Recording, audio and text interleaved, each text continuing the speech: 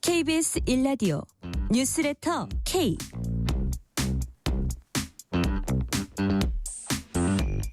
안녕하세요. 뉴스레터 K 진행하는 전종철입니다. 이재명 대통령이 안규백 국방부 장관, 정동영 통일부 장관, 권오울 국가보훈부 장관 임명안을 제거했습니다. 앞서 국민의힘은 이들 3명 임명 철회를 요구했고 민주당은 선을 넘지 말라고 경고했습니다. 당권 경쟁에 나선 박찬대 민주당 의원이 국민의힘 의원 45명에 대한 제명 촉구 결의안을 발의했습니다. 국민의힘은 야당 말살, 일당 독재라고 강하게 반발했습니다. 국민의힘 당무감사위원회가 지난 대선 당시 후보 교체 시도를 불법 행위로 결론짓고 권영세, 이양수 의원에게 당원권 3년 정지 중징계를 청구했습니다.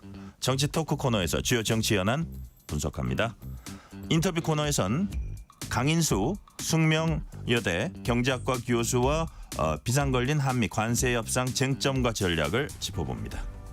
7말 8초 본격적인 휴가철이 지금 시작됐습니다. 주말엔 문학 코너에선 송일봉 여행작가와 함께 선선한 산속에서 야생초를 만날 수 있는 여행지로 떠나봅니다. 뉴스레터 K 지금부터 시작합니다.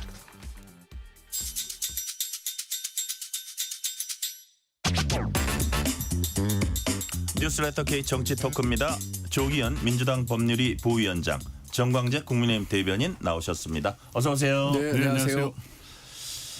자, 이재명 대통령이 국방부 장관, 국가보훈부 장관, 통일부 장관 임명안 제거했습니다.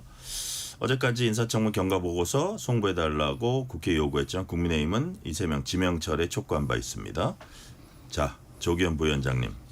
인정보고서 채택되지 않았지만 대통령은 임명해야 했다 이렇게 판단한 것 같아요.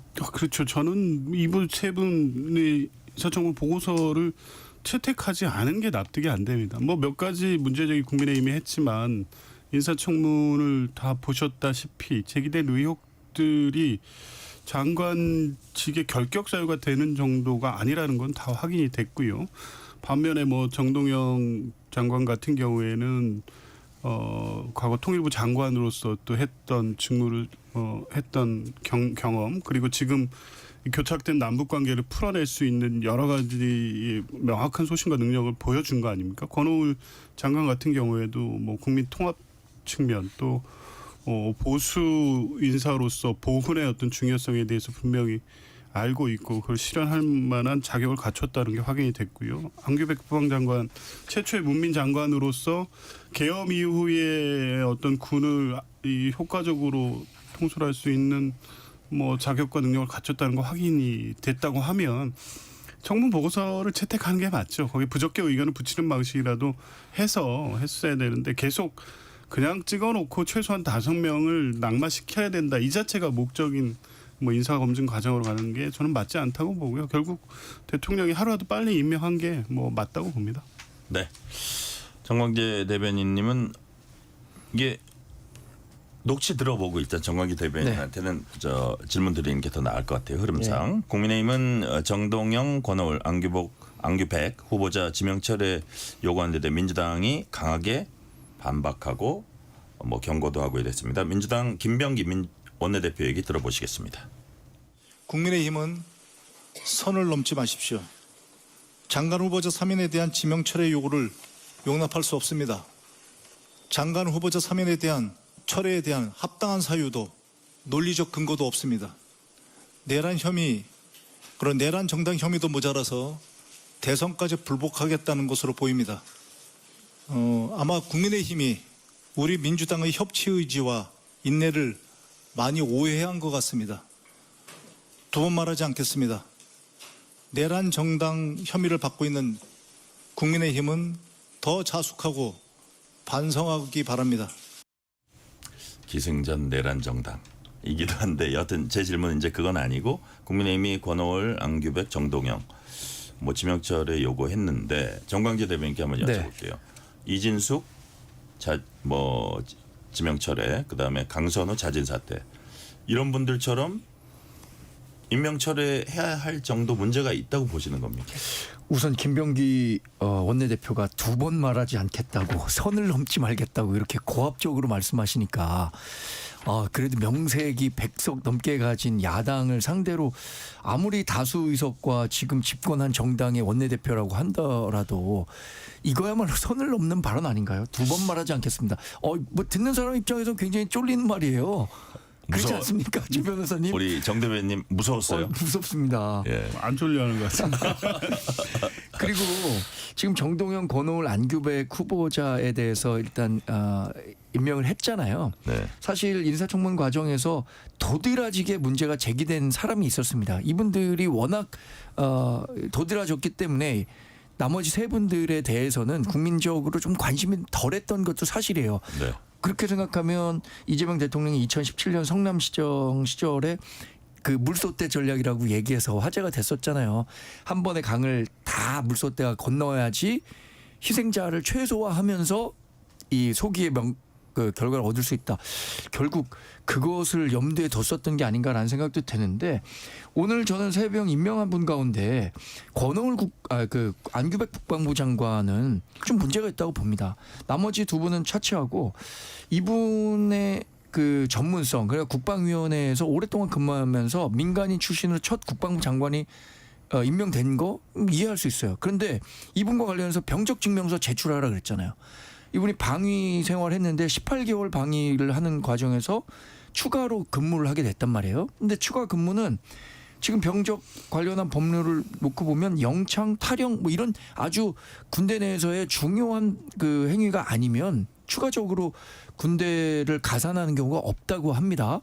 그럼 병적 증명서 제출해 달라고 하는데 이거 어려운 일도 아닌데 증명하지 못하고 있다는 것은 군 복무 시절에 분명한 비위 행위가 있었다.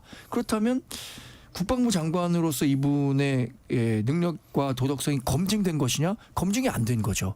본인이 자료를 제출하지 않아서 검증이 안 된 상태라는 점을 분명히 말씀드립니다. 임명철에 요구할 수 있다. 좀 반박이 있으실 것 같아요. 조기현 부위원장. 그러니까 다른 것을 그 문제 삼기 어려우니까 계속 그 병적 기록부만 제출하라고 하는데요. 청문회에서 이제 그 부분 설명이 됐지 않습니까? 그 실제 이 소집 해제된 이후에 학교에 행정착오다. 예, 복귀를 했었고 그거를 이렇게 계산해서 맞춰보면 추가된 기간이 왜 그렇게 기재됐는지에 대해서 충분히 납득할 만한 설명이 됐는데 뭐 무조건 기록 내라고 하면 거기에 그래서 이제 그렇게 해놓고 거기에 뭐 탈영이나 군법 위반의 무슨 사례가 있기 때문에 안 내는 게 아니냐. 그런데 그 정도 했으면 된 거 아닙니까? 이제 그리고 설명이 됐다고 하면 지금 뭐 특히 국방부 장관 같은 경우에도 계엄 이후에 군의 사정을 고려하면 하루속히 군의 안정을 위해서라도 문민 장관이 들어가서 국방행정을 빨리 총괄하도록 협조하는 게 맞다고 봅니다. 네, 강선우 의원 장관 후보 사퇴 여진이 좀 있습니다. 국민의힘은 뭐 인간적으로 뭐 이게 문제가 있다 이런 취지로 얘기하면서 강 의원을 국회 윤리위에 제소하고 의원직 사퇴하라 이렇게 주장했습니다. 자, 여기에 민주당은 과거 송원석 국민의힘 원내대표가 당직자 폭행해서 탈당했던 그 사례를 꺼내들기도 했고요. 자, 조기현 부위원장님. 네. 장관직 후보직 사퇴했는데 의원직도 사퇴하라. 어떻게 좀 심하다고 보십니까? 어떻게 보십니까? 과하죠. 뭐 장관직이라는 거는 뭐 의원과는 또 다르고 이 보건 그 여성가족부라는 부처를 통과해야 되는 책임이 있기 때문에 제기된 문제의식에 대한 우려 이런 거를 대통령이 충분히 고려해서 사퇴 의사를 수용하는 방식으로 정리했으면 된 거 아닙니까? 그리고 청문회 과정에서도 이 부분에 대해서 어떤 분명한 사과는 했고 물론 당사자라고 하는 보좌진들이 뭐 흔쾌히 받아들일 정도의 사과였냐에 대한 문제 제기는 있을 수 있지만 앞으로 의원 생활을 3년 동안 계속 해야 되기 때문에 이 문제는 여전히 본인의 어떤 해결될 문제로 두면 되는 거지. 그 정도 문제를 가지고 윤리위 제소를 한다고 하면 그러니까 당장 송원석 대표의 과거 행적 얘기 안 할 수 없는 거죠. 그때 완전히 공개된 자리에서 있었던 행위입니다. 이 그 당직자를 폭행하는 행위. 그건 누가 봐도 딱 봐도 이제 전형적 갑질이었는데 그때 사과했고 잠깐 뭐 탈당했다 4개월 만에 복당했잖아요. 그 뒤로 그 정도를 가지고 책임진다고 할 수 없죠. 그러면 의원직 하지 말으셨어야죠. 그러니까 강선우 후보자가 공직 후보 검증 과정에서 있었던 문제에 대해서 비판하는 건 야당으로서 당연히 할 수 있느라고 보는데 거기를 넘어서서 또 의원직 사퇴까지 끌고 가는 것은 이참에 계속 이거를 정치 공세의 소재로 삼아가겠다는 건데 저는 별로 이게 국민들 보시기에도 국민의힘의 이런 태도가 그다지 뭐 설득력 있게 공감받기는 어렵다고 봅니다. 네. 자, 국민의힘은 피도 눈물도 없나? 장관 후보자 사퇴했는데 국회의원까지 사퇴해라. 이거 너무한 거 아니냐. 뭐 이런 지적도 있을 수는 있을 것 같아요. 정광재 대변인. 선출직 공무원과 정무직 공무원 그러니까 임명을 받아서 공무원이 되는 사람에 대한 네. 기준은 좀 다를 것 같습니다. 선출직 공무원이라는 것은 지역 유권자가 이런 흠결이 있음에도 불구하고 선택을 했다는 의미가 있잖아요. 네. 근데 정무직 공무원은 그보다 훨씬 더 많은 사람들이 그 자리에 가려고 하고 도덕적 기준도 높아질 겁니다. 근데 저는 그 송원석 비대위원장이 하는 지금의 주장은 정치적 구호로서는 의미는 있다고 생각합니다. 현실 가능성은 저도 개인적으로 낮게 보죠. 윤리에 제소한다고 하더라도 네. 이게 과연 의원직 사퇴나 뭐 징계가 이루어질 정도의 사안이 될 거라고 생각하지 않지만 그래도 여당을 견제하는 야당의 당 대표 자격으로 이렇게 논란이 된 사람 특히 강선우 후보자가 우리 사회에 남긴 일종의 트라우마는 있다고 생각해요. 아 정말 이제 갑질 안 되는구나. 2017, 18년도에 미투 운동 나오면서 우리 사회에 사회적 그 성인지 감수성이 굉장히 높아졌거든요. 네. 저는 이 강선우 후보자 사태를 계기로 우리 사회가 갖고 있는 갑질 인지 감수성 이것도 상당히 높아지는 계기가 될 수 있을 거라고 생각합니다. 그런 측면에서 정치적 구호로 송원석 비대위원장은 얘기할 수 있다고 생각하고요. 그리고 송원석 의원이 이런 얘기를 하니까 또 메신저를 공격하는 거잖아요. 송 비대위원장은 과거에 그 보좌진과 그러니까 당직자와 그런 논란도 있었던 것 아니냐라고 하는데 오늘 관련해서 얘기했죠. 당시에 잘못된 행동이었고 또 반성하고 사과했다. 당사자로부터 사과를 받았고 그에 따른 징계도 받고 다시 적법한 절차로 당에 들어온 건데 이 문제를 다시 또 민주당에서 공격하는 것은 이제 메신저 공격에 지나지 않는다 이렇게 봅니다. 자, 하나만 더 여쭤볼게요. 이와 관련해서 김어준 씨가 유튜버 김어준 씨가 문제가 될 만한 갑질 없었다 이런 취지로 얘기를 하면서 언론이 강선우라는 그 정치인을 소재로 해서 이재명 대통령을 이겨먹으려 한 것이다. 자, 문제된 갑질 없었다는 거 하나 하고 네. 이거는 언론이 이재명 대통령을 이겨먹으려 한 것이다. 이런 얘기를 했어요. 동의하십니까? 전혀 동의할 수가 없고요. 문제된 갑질이 없었다는 것을 김어준 씨가 어떻게 판단하죠? 문제가 됐다고 생각했기 때문에 이 보좌진들이 언론 매체를 통해서 문제 제기를 한 거 아니에요? 네. 근데 문제된 갑질이 없었다는 단정적인 표현을 김어준 씨가 한다는 것부터가 어불성설이고요. 그리고 이재명 대통령을 이겨먹으려고 한다? 이 언론 취재가 언론이 그냥 알아서 한 게 아니라 제보들이 막 쌓여서 취재가 이루어진 거잖아요. 언론의 또 가장 근본적인 기능은 뭔가요? 권력에 대한 감시잖아요. 견제죠. 네, 권력에 대한 견제 감시 그 기능을 하고 있는데 이것을 통해서 이재명 대통령의 국정을 발목 잡으려고 확대 해석하는 것 자체가 이 김어준 씨가 갖고 있는 삐뚤어진 언론관에 기반한 발언이다. 이렇게 평가해 봅니다. 조기현 부위원장님. 네. 언론이 이재명 대통령을 이겨먹으려 한다는 이 부분에 대해서 어떤 민주당 성향의 어떤 패널이 제가 오늘 이렇게 방송을 듣다 보니까 김어준 씨가 이재명 대통령을 이겨먹으려 하는 것이다. 왜냐하면 대통령이 고심 끝에 결단을 내리고 결심을 한 건데 거기에 대해서 자기가 마음에 안 먹는다고 그 위에서 자기가 행세를 하려 한다. 뭐 이런 식으로 비판도 하더라고요. 어떻게 보세요? 저도 뭐 개인적으로 동의하기 어려운 주장입니다. 그러니까 실제 장관직의 결격에 이를 만큼 갑질이 있었다고 사실이 확인된 건 아니다. 그냥 여러 주장들이 있는데 그걸 언론이 증폭시켰다라는 취지의 주장인데 근데 뭐 강선우 후보자 본인이 사과한 거 아닙니까? 네. 그런 사례가 있었고 그것을 공직 후보자 자격을 수행 못할 정도의 결격 사유냐에 대한 의견은 있을 수 있지만 이것을 언론이 과장하고 그래서 이재명 대통령 일종의 길들이기처럼 언론이 이 소재를 악용했다. 그건 동의하기 어렵죠. 뭐 네. 대통령도 그렇게 생각 안 할 거고요. 뭐 그렇기 때문에 최초 인사청문회 끝나고는 임명 입장을 고수했다가 악화되는 여론을 고려해서 대통령이 자진 사퇴 의사를 수용하는 방식으로 정리한 거 아닙니까? 그러면 이제 논란은 끝난 거죠. 이걸 새삼스럽게 그 실체에 대해서 다시 재론할 필요는 없다고 봅니다. 한 분만 더 이렇게 짚고 넘어갈게요. 최동석 인사혁신처장. 이분이 그동안 한 말이 너무 많아가지고 이게 한 질문으로 정리하기는 힘든데 어쨌든 문재인 전 대통령이 중용했던 사람들에 대한 독설, 박원순 전 시장 성폭력 피해자에 대한 2차 가해. 근데 이분이 인사에 관련된 문제에 도덕검증 필요 없다는 주장 뭐 많습니다. 70만 공직자 인사 실무 총책임자인데 조경 부위원장님, 예. 지금처럼 드러난 어떤 편향된 시각이 예를 들어서 앞으로 이거를 공정하고 객관적으로 그 업무를 수행하는데 지장이 되지 않을까요? 걱정이 많이 됩니다. 네. 저 듣기에 그 네. 발언이 정도가 과해서 듣기에 뭐 모욕적이다. 그러니까 문재인 정부의 주요 역할을 했던 윤건영 의원이나 뭐 저도 듣기에도 이렇게까지 비판한다고. 물론 뭐 100% 잘잘못의 공과가 있을 수 있으니까 비판은 뭐 민주 진보 진영에서도 문재인 정부에 대해 비판이 여러 갈래에서 나오고 있었죠. 근데 네. 이제 그럼에도 불구하고 정권 교체가 됐기 때문에 뭐 여러 가지 실망감 있는 분들도 있지만 이렇게까지 비판하지는 않거든요. 근데 거기에 더해서 과거 박원순 전 시장의 문제라든가 여러 발언들의 맥락을 보면 어떤 일관된 입장과 소신 이런 게 아닌 것 같아요. 자기의 정치적 입장을 과하게 표현하는 인사인 거고. 조국 의원에 대해서는 이랬다 왔다 저랬다 갔다 했습니다. 있고, 예.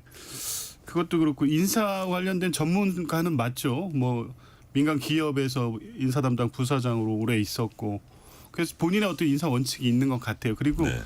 문재인 정부의 7대 인사 원칙에 대한 것도 어떤 얘기를 하는 건지를 알겠어요. 도덕성 검증 때문에 인사 검증의 본질이 훼손된 이 가이드라인을 설정함으로써 문제가 꼬였다. 이런 비판하시는 분들이 있긴 있거든요. 네네.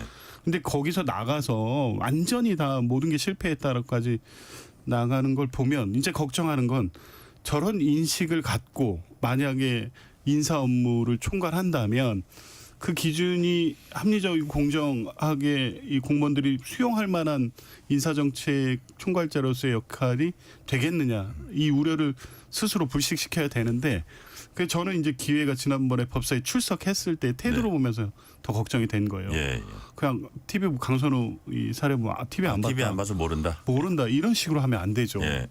몰랐다는 것도 무책임한 거고 알았어야 되죠. 당연히 뭐 계속 그리고 뭐 TV하고 신문만 있습니까? 유튜버나 뭐 핸드폰도 있습니다. 그러니까 계속 몰랐다는 걸 누가 그걸 그대로 보디굿대로 받아들일 수 있겠어요. 그러면 인사 담당 이 차관급 인사로서 인사혁신처장이 70만 공무원 인사를 담당한다면 그 부분에 대해서 명확한 입장을 좀 밝히고 했을 수 있어야 되는데 그렇게 회피하는 방식으로 지금 본인의 제기된 문제들을 피해가고 있는 태도를 보면서 이제 걱정이 많이 생기는 거죠. 그래서 네. 이후에 기회가 있다면 이런 우려를 해소시키지 못하면 계속 문제제기 될 거고 과거 발언을 가지고 계속 논란이 될 것 같아서 걱정입니다. 네. 자, 정광재 대변인님. 네. 이분이 뭐 정말 비속어 써가면서 뭐 세 글자 비속어 네. 그 모양새란 뜻이에요. 예, 뭐 그랬던 분들이 지금 정치하면 안 된다는 분들이 대통령 비서실장, 네.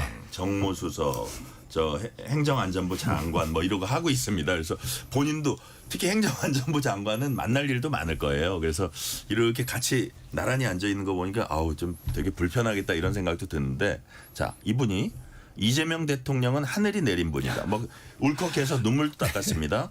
헌법을 바꿔서라도 대통령 20년 해야 된다. 대장동 이 대통령 천재성 보여준다.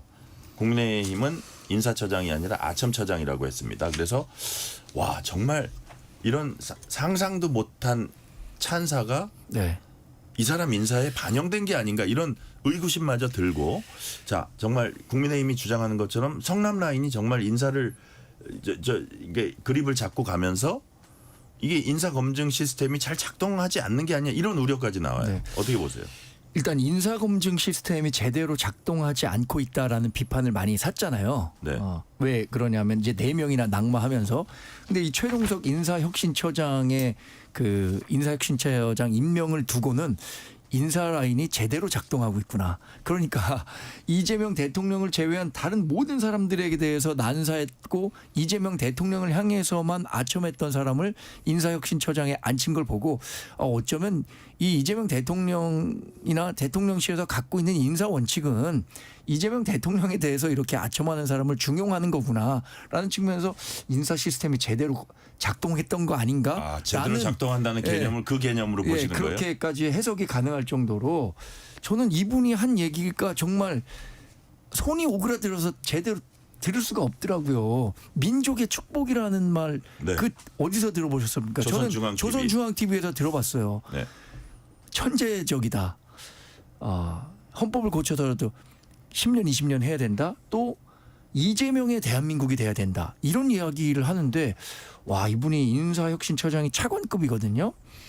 고위 공무원직을 맡을 수 있을 정도의 품격이 있는 분인가? 인사 전문가라고는 하지만 또 하나는 그러면 앞으로 인사를 하는 데 있어서도 본인이 갖고 있는 인사 원칙이라고 있잖아요. 뭐 이재명 대통령은 96점이고 뭐 문재인 대통령은 마이너스 점수고 추미애 장관 또 점수 높던데. 좋게 평가했더라고요. 그러니까 본인이 갖고 있는 원칙이라는 게 있는데 그 원칙대로 인사한다 그러면 이거 공무원 조직이 제대로 안 돌아가겠는데라는 걱정이 생기고요.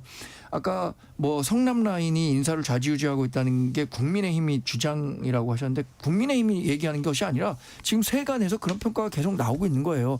오죽하면 만사 현통 그러니까 김현지 비서관의 현자를 딴 얘기겠고 또 하나는 김현지 비서관의 이름이 저 휴대폰에 띄기만 기다리고 있다. 민주당에선 이런 이야기가 나오고 있잖아요. 그런 비아냥이. 자, 당권 도전에 나선 박찬대 민주당 의원이 오늘 기자회견 열고 국민의힘 의원 45명에 대한 의원직 제명 결의안 발의하겠다. 실제로 발의했습니다. 자, 윤석열 내란 사태에서 인간 방패 역할 자처했다는 게 이유입니다. 조기현 부위원장님. 글쎄요. 45명을 제명 결의안인데 제명하면 국민의힘이 남아날까요? 야당 제1야당도 있어야 되는 거 아닙니까? 있어야 네. 되는데 이거 조경태 저 의원도 저쪽 일적 청산 대상이라고 하신 분들이잖아요. 그러니까 정치적 책임지는 문제에 대해서 저는 뭐 가능한 주장이라고 봅니다. 이 체포 이 영장 집행 과정에서 행위를 저지하는 행위에 가담한 건 분명하잖아요. 공무집행 방해의 현행 범법 행위인 건 분명하고 이제 이것이 그냥 워낙 혼란스러운 이 계엄 뭐 탄핵 국면에서 정치 세력으로 할 수 있는 허용 가능한 정도냐 저는 그걸 확실히 넘어섰다고 보거든요. 이런 행위들이 결국에 서부지법 폭동으로 이어지고 이 국가 전체에 끼친 악영향이 대단히 큽니다. 그러면 이 45분은 현역 의원이니까 의원으로서 특별히 뭐 고려해 줄 대상이 아니라 그것이 초래한 결과에 대한 책임은 분명히 지는 거고요. 법적으로 지는 것과 별개로 국회에서는 국회의원으로서 이 위법 행위에 대해서 책임을 지는 방식으로 제명 결의안이 다소 과하게 느낄 수는 있지만 그만큼 중대한 행위였고 국민에게 끼친 해악이 컸다는 측면에서 보면 저는 뭐 여당의 대표 후보로서 충분히 할 수 있는 주장이라고 생각합니다. 여기에 대한 국민의힘 반응 들어보겠습니다. 송원석 국민의힘 원내대표 얘기 들어보시겠습니다. 야당 탄압을 위한 정치 특검의 무차별적인 압수수색을 강력히 규탄합니다. 그리고 박찬대 의원이 우리 당 의원 45명에 대해서 제명 촉구 결의안을 발의한다고 합니다. 야당을 아예 말살해 버리겠다는 선언입니다. 이재명 정권이 특검과 더불어민주당을 내세워서 야당을 말살하고 일당 독재를 완료하겠다는 선언이라고 봅니다. 강력히 규탄하는 바입니다. 자, 정광재 대변인. 예. 자, 크게 봐서 두 가지 얘기예요. 자, 야당을 말살하고 일당 독재 선언한 거다. 뭐 이런 측면이 있고 박찬대 의원 표심에서 정청래 의원한테 지금 밀리니까 오버한다. 동의하십니까? 김병기 원내대표가 국민의힘 선을 넘지 마십시오. 2번 말하지 않겠습니다. 얘기하니까 예. 바로 박찬대 의원이 45명에 대해서 제명 결의안을 통과시키겠다 이렇게 얘기하고 있는 걸 보면서 과연 민주당이 정말로 협치를 얘기하고는 있지만 그 야당이라는 존재를 인정하지 않는 것 아닌가라는 의심을 가질 수밖에 없고요. 또 하나는 그 박찬대 의원이 지금 당대표 선거 과정에서 말씀하신 것처럼 초반에 네. 충청과 영남에서 정청래 의원에게 크게 뒤졌습니다. 근데 그 원인을 아마 선명성에서 정청래 의원에 뒤지고 있다라고 판단한 것 같아요. 그러니까 그 야당과의 관계에 있어서 본인이 더 선명한 입장을 가져가야겠다는 생각으로 뭐 내란 정당과 관련한 특별법도 발의하고 지금 45명에 대한 제명 결의안도 하겠다는 건데 네. 아까 뭐 야당 당 대표 후보자로서 할 수 있는 얘기라고 했잖아요. 할 수 있는 얘기지만 현실 가능성은 전혀 없는 얘기죠. 자, 정광희 대변인 짧게 이거 하나 더 여쭤볼게요. 제1야당이 하도 또 지지부진하고 질이 멸렬하니까 네. 이런 취급을 더 자주 받는다 이런 생각은 안 드세요? 예, 그런 측면에서 굉장히 느끼는 바도 많습니다. 예.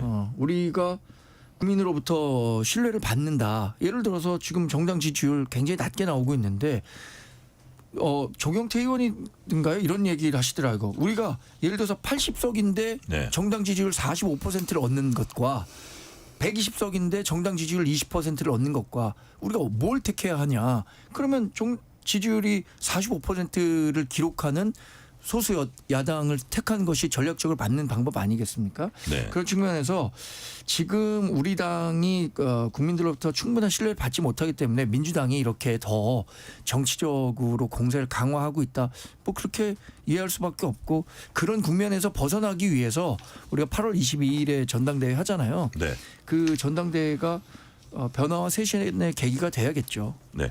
조기현 부위원장님, 이게 제명 결의안하고 제명안은 당연히 다른 거겠죠. 네.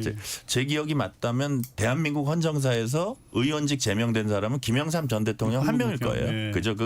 이거는 사실은 뭐 현실 가능성은 거의 제로에 가까운 거긴 한데 어쨌든 뭐 당권 경쟁을 벌이면서 선명성 경쟁 차원에서 나온 게 아닌가 싶은 생각은 듭니다. 어떻게 보세요? 그런 측면도 있고 아까 말씀드린 대로 실제 이제 해서 45명의 의원을 제명하겠다 정도까지 나가는 건 쉽지 않다는 게 전제돼 있죠. 그만큼 정치적 책임도 져야 된다는 어떤 의미의 메시지 이걸 담고 있다는 거 거기에 좀 무게를 두고 싶습니다. 네, 실시간 교통 상황 알아보겠습니다. 라디오 교통정보센터 김민혜 리포터 나와주세요.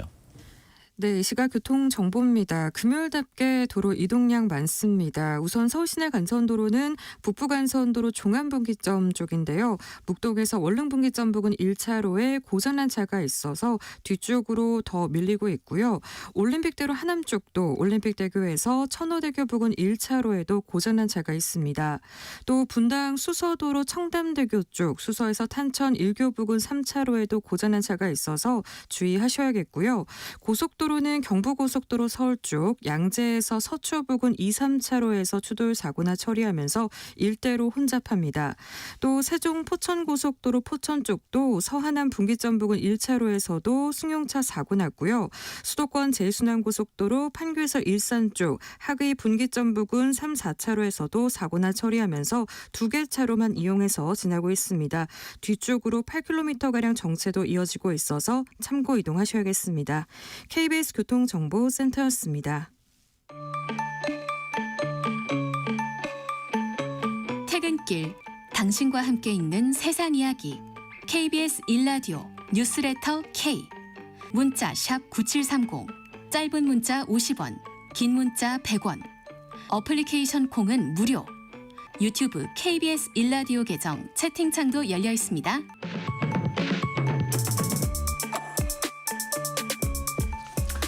KBS 1라디오 뉴스레터 K 정치 토크 조기현 민주당 법률위 부위원장 정광재 국민의힘 대변인과 얘기 나누고 있습니다. 자, 박찬대 의원이 국민의힘 의원 제명 결의안 추진한다면 정청래 의원은 검찰개혁 2법 발의했다고 밝혔습니다. 자, 조기현 부위원장님, 검찰개혁 2법 어떤 내용이에요? 입법이긴 한데 내용은 하나로 연결돼 있습니다. 아, 그래요? 예. 이 징계의 수위 중에 파면을 넣는 거죠.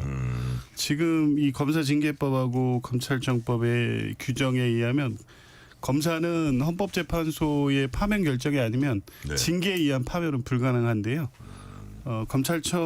검사징계법에 징계 최고 수위 파면을 넣고 검찰청법에도 이제 관련된 조항, 그러니까 헌법재판소 결정이 탄핵이 아니면 파면할 수 없다. 이 조항도 같이 고쳐야 돼서 파면을 넣는 거군요. 예, 두 가지를 개정하겠다는 거. 이미 검사징계법은 지난달인가 개정이 됐죠. 과거에는 이제 검찰총장만 이 징계 청구를 할 수 있었는데 법무부 장관이 할 수 있게 돼 있어서 예. 실제 이게 가는 경우에는 뭐 검사에 대한 어떤 도덕 윤리적 통제 기준이 상당히 강화되는 것이긴 합니다. 예. 네.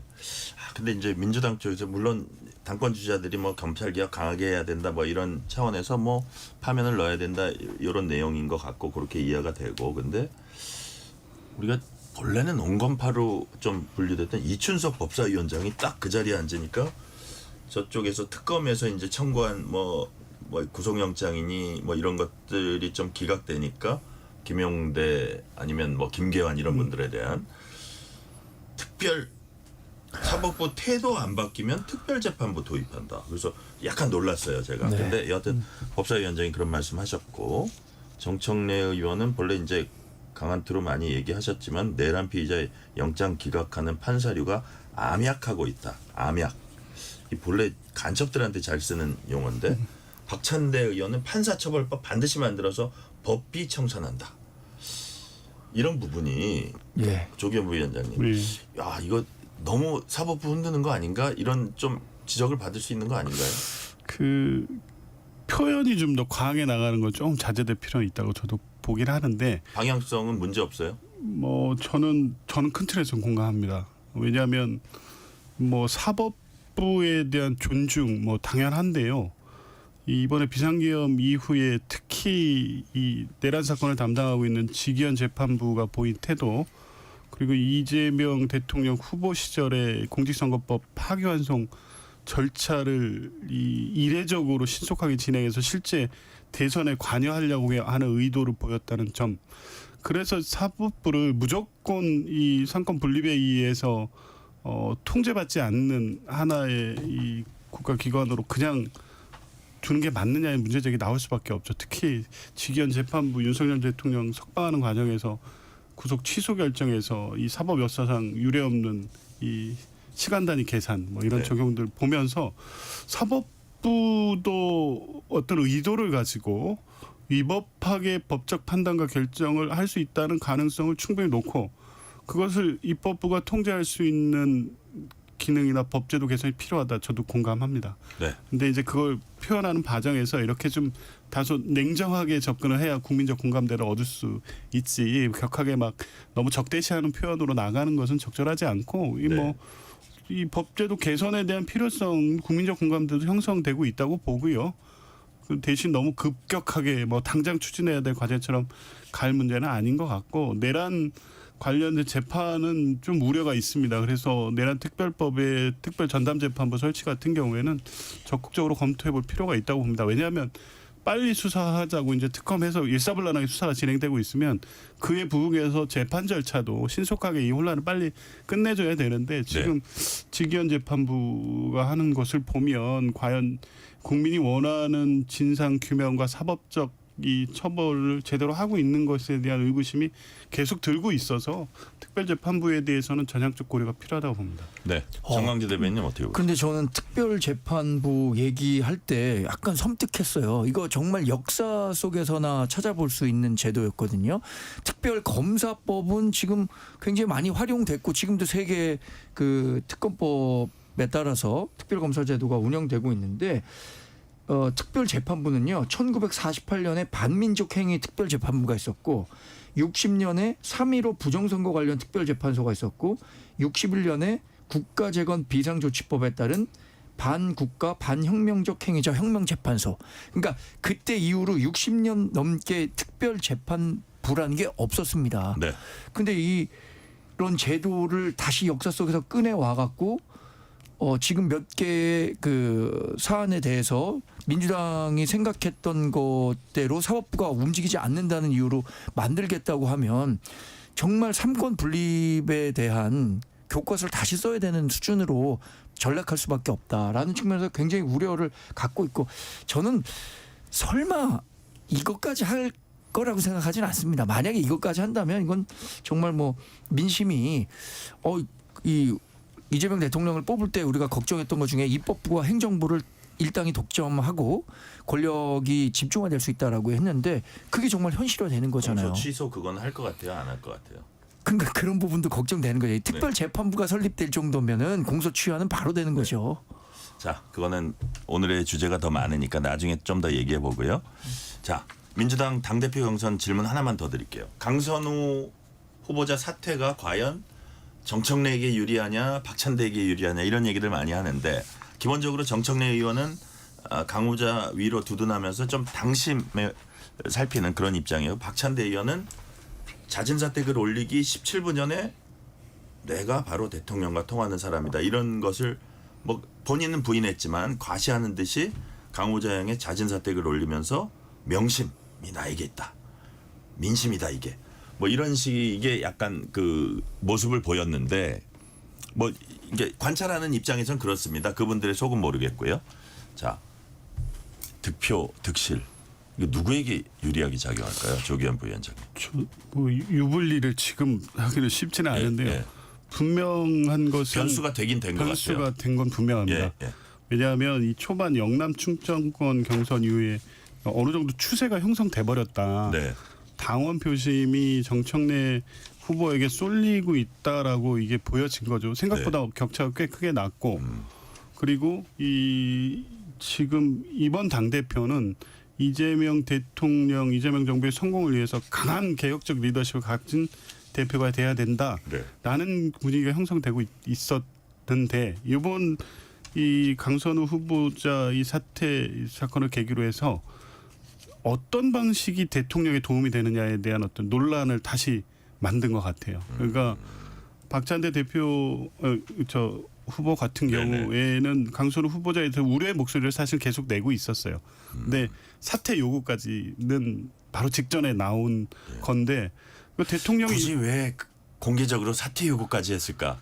역시 명심은 내게 있다, 이런 해석들을 많이 하더라고요. 명심이 내게 나한테 주거나 명심을 자기가 대변하거나, 그렇죠. 명심을 읽은 거죠. 그 분위기가 그렇게 형성돼 가고 있고, 대통령도 굉장히 이제 그런 결단으로 가고 있을 수밖에 없는 상황이다. 그러면 내가 거기에 이제 방점을 찍어주겠다. 그래서 대통령도 도와줄 겸. 예, 그러니까 이런 식으로 대통령을 도와야 된다. 그냥 대통령이 초기에 그 인사를 하겠다는 입장을 밝혔다고 하더라도 여론이 계속 안 좋게 돌아가면 총대를 메고서라도 대통령에 고언하고, 이런 사람이 여당 대표가 돼야 된다. 그렇죠. 그 각기 대립각이 해서 당원들 사이에 이슈가 되고 있는 건 분명합니다. 네. 박찬대가 도움이 될 것인가, 정청래가 이 정부와 대통령에 도움이 될 것인가에 대해 새로운 이슈가 형성된 건 분명해 보여요. 네.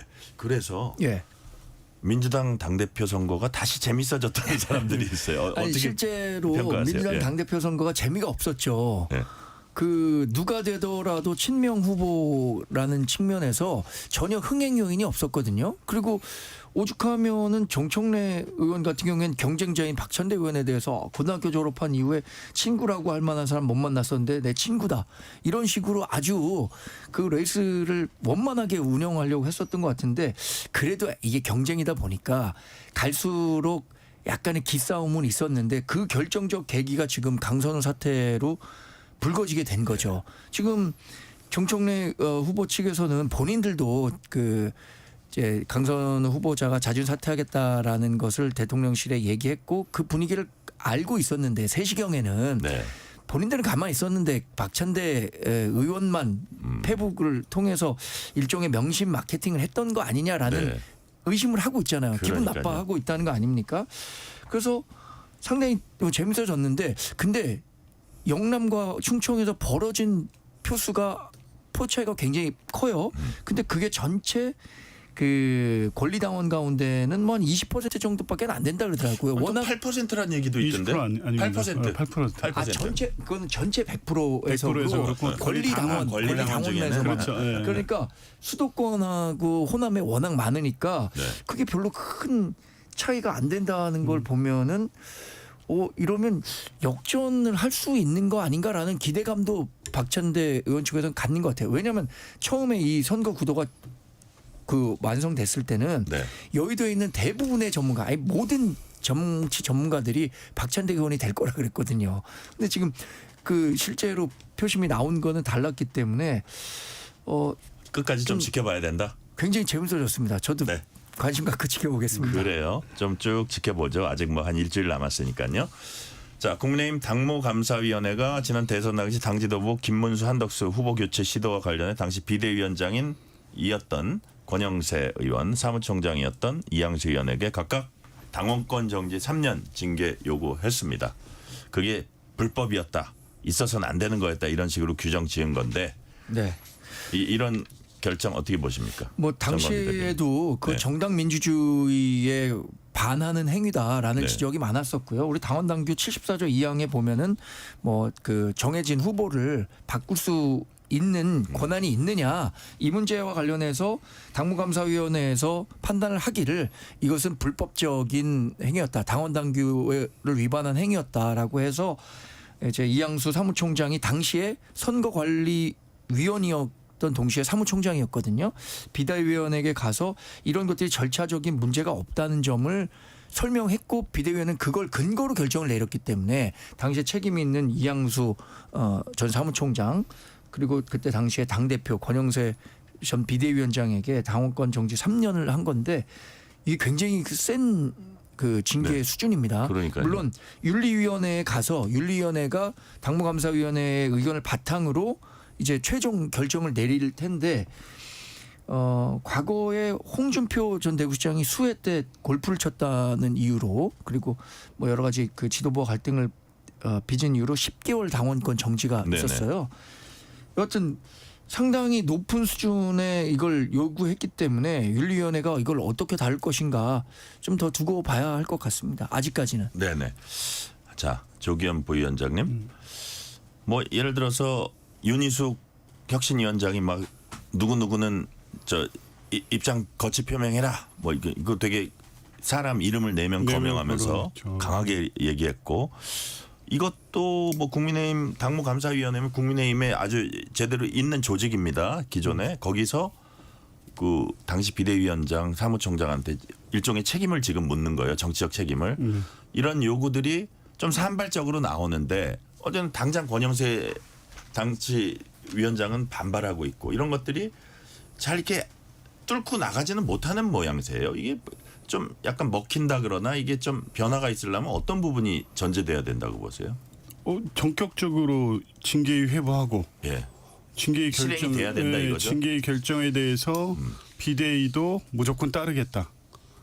라고 해도 사실 될까 말까인데. 믿었지 않죠. 왜냐하면 네. 징계위가 어떤 결정을 할지 지금 실제 국민의힘이 이게 혁신 과정이 엄하게 됐다면 지금 상황이 있겠습니까? 윤희숙 혁신이든 김용태 혁신이든 간에 말만 무성했지 한 발자국도 나가지 못하고 있지 않습니까? 그 배후에서 사실은 여전히 윤석열 전 대통령의 뭐 같이 하고 있는 이런 분들이 당을 사실상 지배하고 있고 그러니까 김문수 후보가 당대표 가능성이 더 높다고 보고 있고 전환길 같은 분이 당에 들어와서 한동훈 나가라고 그러고 있고 그러니까 이게 뭐 너무나 당연하게도 하룻밤 사이에 이 절차에 걸쳐 선출된 당대표를 교체하는 이게 당원당규가 정상적으로 작동하는 정당이라면 있을 수 없는 일이고 당원당규 위반이고 당연히 불법이죠. 네. 이제 와서 이게 뭐 나온다는 것 자체가 오히려 좀 비정상적인 건데 제가 볼 때는 또 이것도 이렇게 띄워놓고 결국에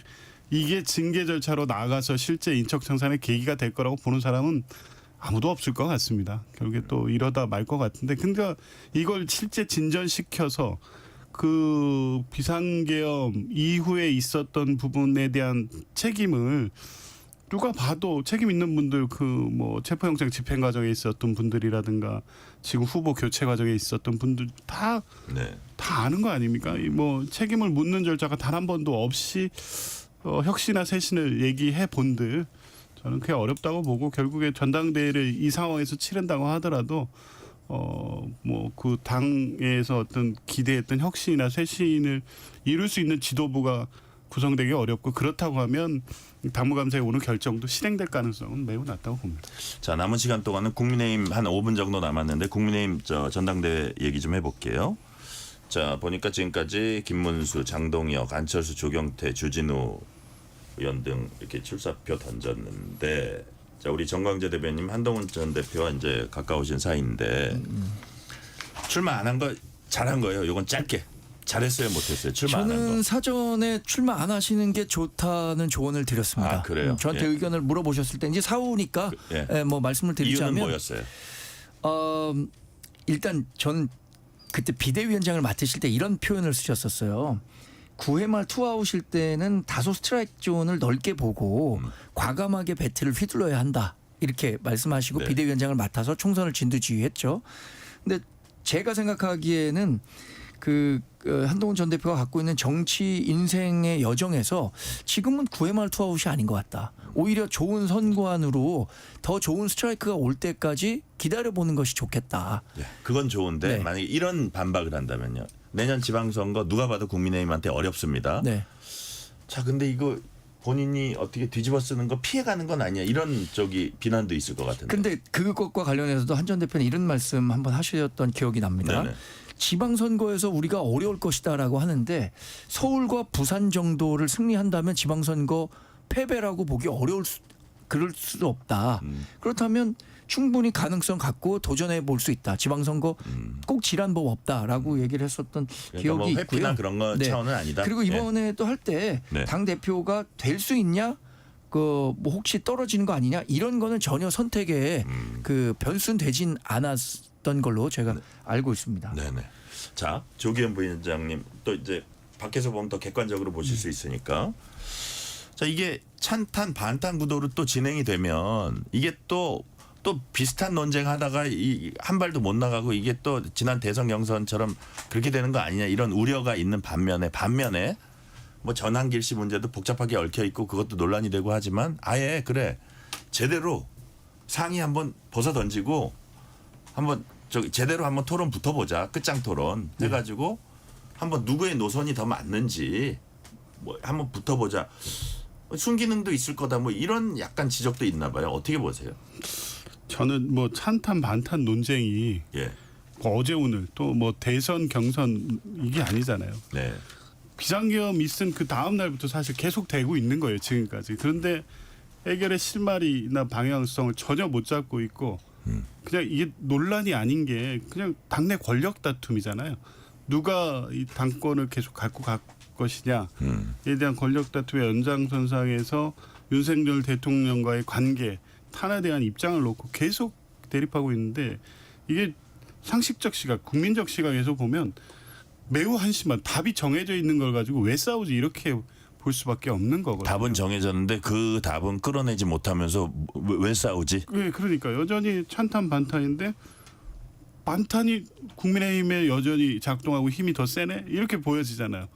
김문수 후보 같은 경우가 다시 당대표에 출마를 하고 당선 가능성이 매우 높은 상황. 이게 정상적으로 보는 국민들이 있겠습니까? 만약 그렇게 가면 뭐 국민의힘 당 안에서도 망하는 길로 가고 있다 이런 얘기가 나오고 있는데 그 과정에서 찬탄 반탄 논쟁이 무슨 의미가 있겠습니까? 사실 이럴 때는 당의 위기의식이라는 건 충분히 공감하고 있다고 하면 통합형 지도자를 세워서 어차피 관리형으로 당분간 가고 뭐 이렇게 가야 되는데 선거가 이제 1년 후에 있다 보니까 뭐 그 여유도 없이 그냥 일단 권력을 잡아서 다음 지방선거까지 공천권 행사를 염두에 두고 그 고민만 하고 있으니 과연 저 당이 국민을 위한 생각을 한 번이라도 하면서 보수의 어떤 전체적인 어떤 걱정을 하고 있는 건지에 대한 의구심 뭐 계속 들 수밖에 없고 실망감이 계속 커질 수밖에 없고 네. 그러니까 여론조사가 이제 그렇게 나오는 거죠.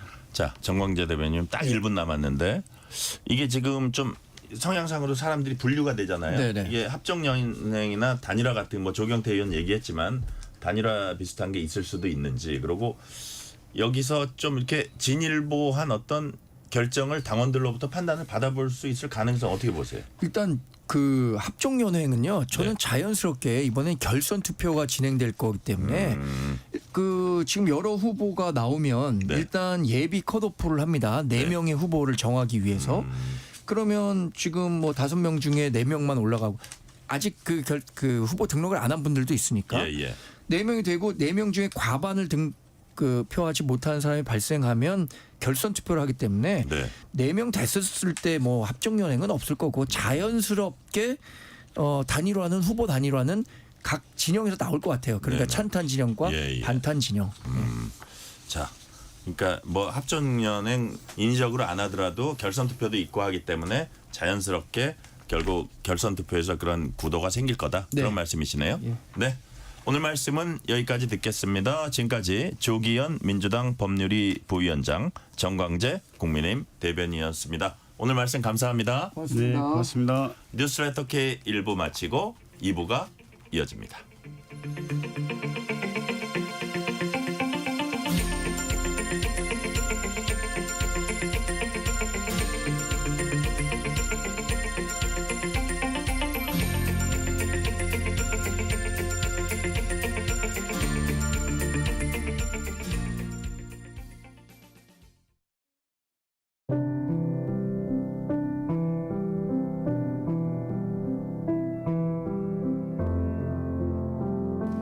KBS 라디오 연중기획 희망충전 대한민국 648번째 이야기.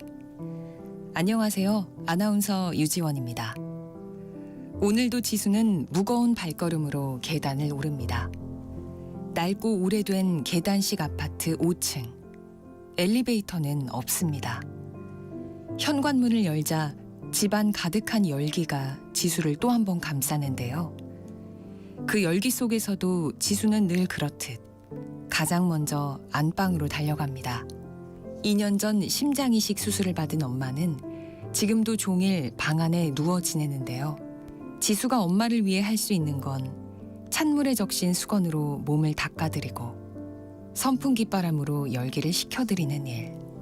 오늘도 땀에 젖은 채 엄마의 식사를 준비하는 어린 지수. 숨막히는 폭염 속 지수에겐 한 줄기 바람도 간절한 희망이 됩니다. 지수 가족이 조금 더 나은 환경에서 살아갈 수 있도록 여러분의 사랑과 마음을 모아주세요.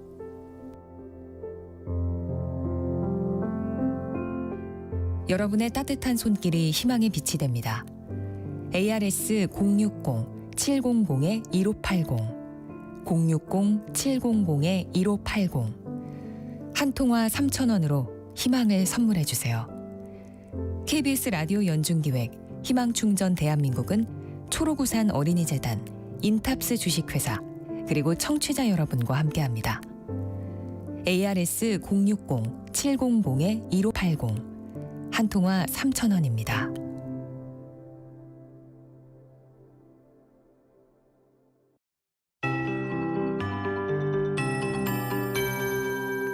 KBS 58분 날씨. 오늘 한낮에 경기도 광주 퇴촌면의 기온이 40도를 조금 웃돌았고요. 가평과 하남, 안성에서도 기온이 40도 가까이 오르기도 했습니다. 서울 기상관측소는 36.3도까지 올랐는데요. 주말인 내일은 서울의 낮 기온이 38도까지 오르며 폭염이 절정에 이를 것으로 보입니다. 북태평양 고기압과 티베트 고기압이 이중으로 우리나라를 덮고 있는 가운데 맑은 날씨 속에 강한 햇볕이 더해지고 또 남동풍까지 불어오면서 수도권 등 서쪽 지역을 중심으로 기온이 크게 오를 것으로 예상됩니다. 내일 한낮에 서울과 광명, 고양과 남양주가 38도까지 치솟겠고요. 대전 37도, 전주 36도, 강릉과 대구 35도까지 오르겠습니다. 오늘 밤사이에도 열기가 식지 못해서 내일 아침 최저 기온도 서울이 28도로 오늘보다 높겠고요. 강릉 27도, 대전과 전주, 대구 25도로 밤사이에 열대야가 나타나는 곳이 많겠습니다. 예상됩니다. 주말 동안에도 전국이 대체로 맑은 가운데 볕이 강하게 내리쬐겠습니다. 오전부터 전국적으로 자외선 지수가 매우 높음까지 치솟겠고요. 오존 농도도 나쁘겠습니다. 가급적 야외 활동은 삼가는 게 좋겠습니다. 제주도는 내일 오후부터 모레 밤사이 비가 내리겠습니다. 현재 서울의 기온은 35.1도입니다. 조하늘입니다.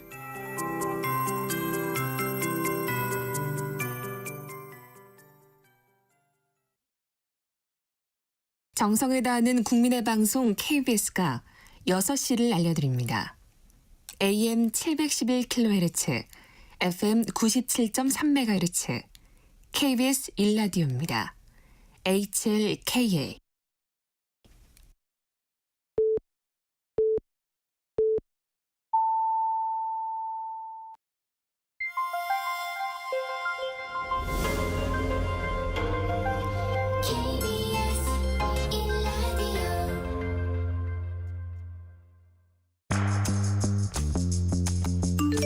여러분은 지금 퇴근길 시사편지 한 장, KBS 1라디오 뉴스레터 K를 듣고 계십니다.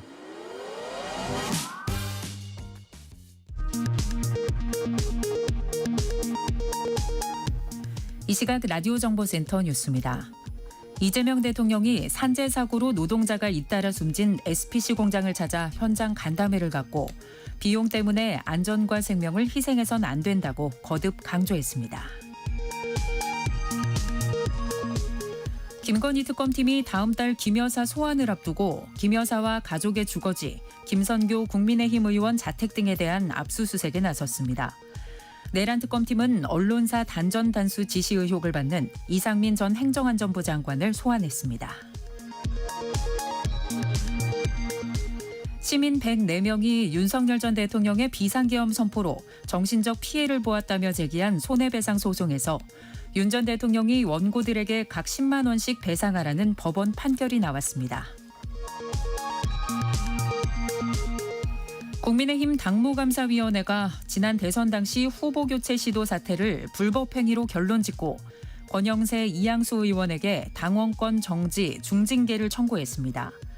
민주당에서는 윤석열 전 대통령 체포를 방해했던 국민의힘 의원 40여 명을 제명해야 한다는 주장이 나왔습니다. 상호관세 협상 마감 시한이 일주일 앞으로 다가온 가운데 미국이 일본과의 협상 결과를 갖고 한국을 압박하고 나섰습니다. 대통령실은 국익 최우선 원칙 아래 상호 이익이 되는 협상 결과를 내겠다고 밝혔습니다. 지금까지 라디오 정보센터 뉴스 편유희였습니다.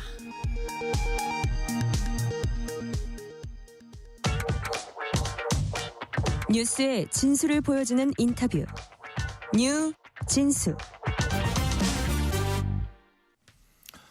미국의 관세 부과 시한이 다음 주로 다가온 가운데 한미 간 협의에 난기류도 감지되고 있습니다. 예정됐던 협의가 갑자기 취소되는가 하면 투자 확대 요구도 더욱 구체화되고 있습니다. 한국 국제통상학회장을 역임하셨던 강인수 숙명여대 경제학과 교수 전화 연결해서 자세히 살펴봅니다. 강인수 교수님 안녕하세요. 네, 안녕하세요. 시간 내주셔서 감사드립니다. 네. 자, 미국이 정한 관세 부과 시한 8월 1일입니다. 일주일 남았습니다. 한미 간 협의가 그 전에 마무리될 수 있을까 하는 의구심이 커지고 있습니다. 현재 상황은 지금 교수님께서는 어떻게 파악하고 계십니까? 지금 일본 협상이 타결됐다고 발표가 되고 아시아권 국가들이 속속 타결된 상황이기 때문에 우리 입장에서는 이제 좀 압박을 받고 있는 상황이고 그런 가운데 이제 예정돼 있던 고위급 회담 이런 것들이 좀 미뤄지고 이런 상황이기 때문에 그런 정황만 놓고 보면 우리가 조금은 압박을 느낄 수밖에 없는 그런 상황인 것 같습니다. 네, 지금 현재 그런 상황이고요. 조금 전에 보니까 김용범 정책실장하고 위성락 국가안보실장하고 짤막하게 브리핑을 하는 것 같던데 이렇게 보니까 분명별 관세, 상호 관세이나 강력하게 요청했고 조선 반도체 비롯 전략 제조업 상호 협력 중요성은 확인했다. 이게 지금 이제 원칙적인 얘기들 좀 이렇게 하고 있거든요. 근데 미국이 우리에게 이제 부과하겠다고 한 관세율 25%인데 그걸 이제 우리가 어느 정도 낮추는지 그다음에 또 이제 품목 관세 중에 자동차니 뭐 이런 것들 얼마나 낮추는지 이게 이제 관건이 될 거잖아요. 그래서 네. 구체적으로 어떤 의제들이 지금 테이블에 올라가 있다고 보세요? 뭐 지금 말씀하신 대로 네. 미국 입장에서는 이제 원하는 게 네.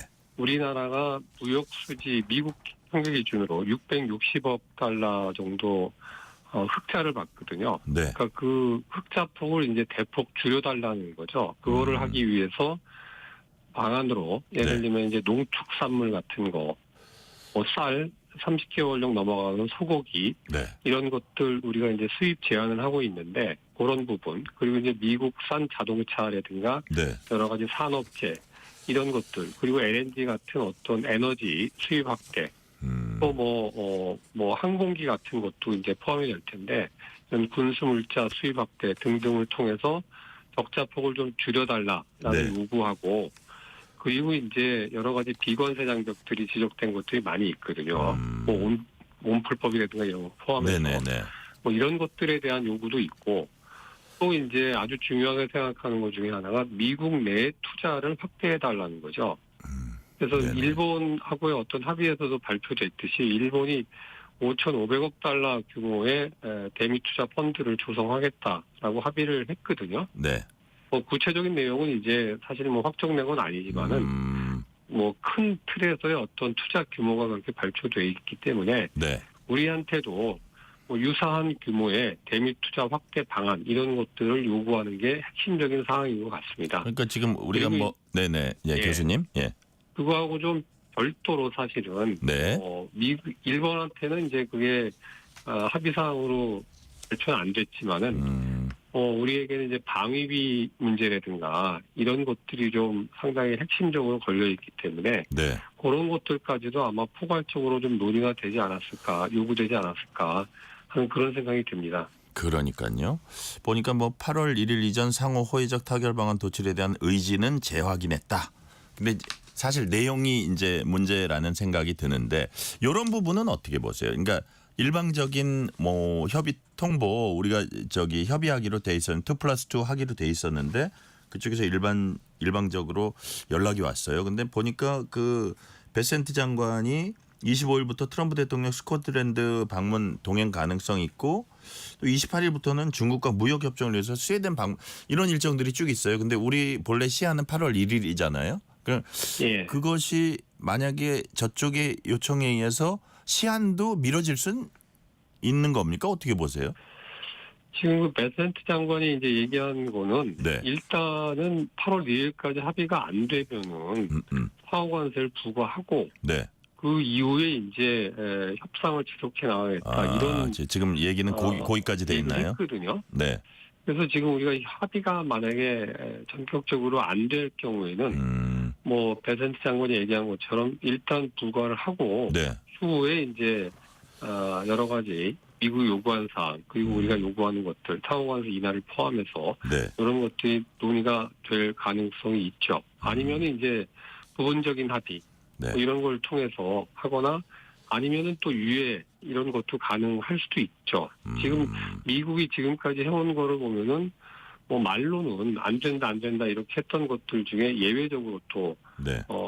한 것들이 꽤 많거든요. 네네. 그래서 단정하기는 좀 어려운데 일단은 우리가 이제 최악의 상황을 가정을 하면은 8월 1일 날 합의가 안 된 상태에서 그냥 상호관세 일단 부과받고 협의를 후속 진행하는 뭐 이런 상황까지도 염두에 둬야 될 것 같습니다. 그쪽이 보니까 뭐 재무장관이 뭐 계속 일정이 있는 걸로 알려져 있고 우리는 8월 1일은 일단은 시한이고 그럼 이게 네. 우리를 더 애태우려는 게 아닌가 뭐 이런 관측도 일부 나오는 것 같은데 예컨대 이번에 구인철 경제부총리는 출국하려다 출국도 못했고 위성락 예.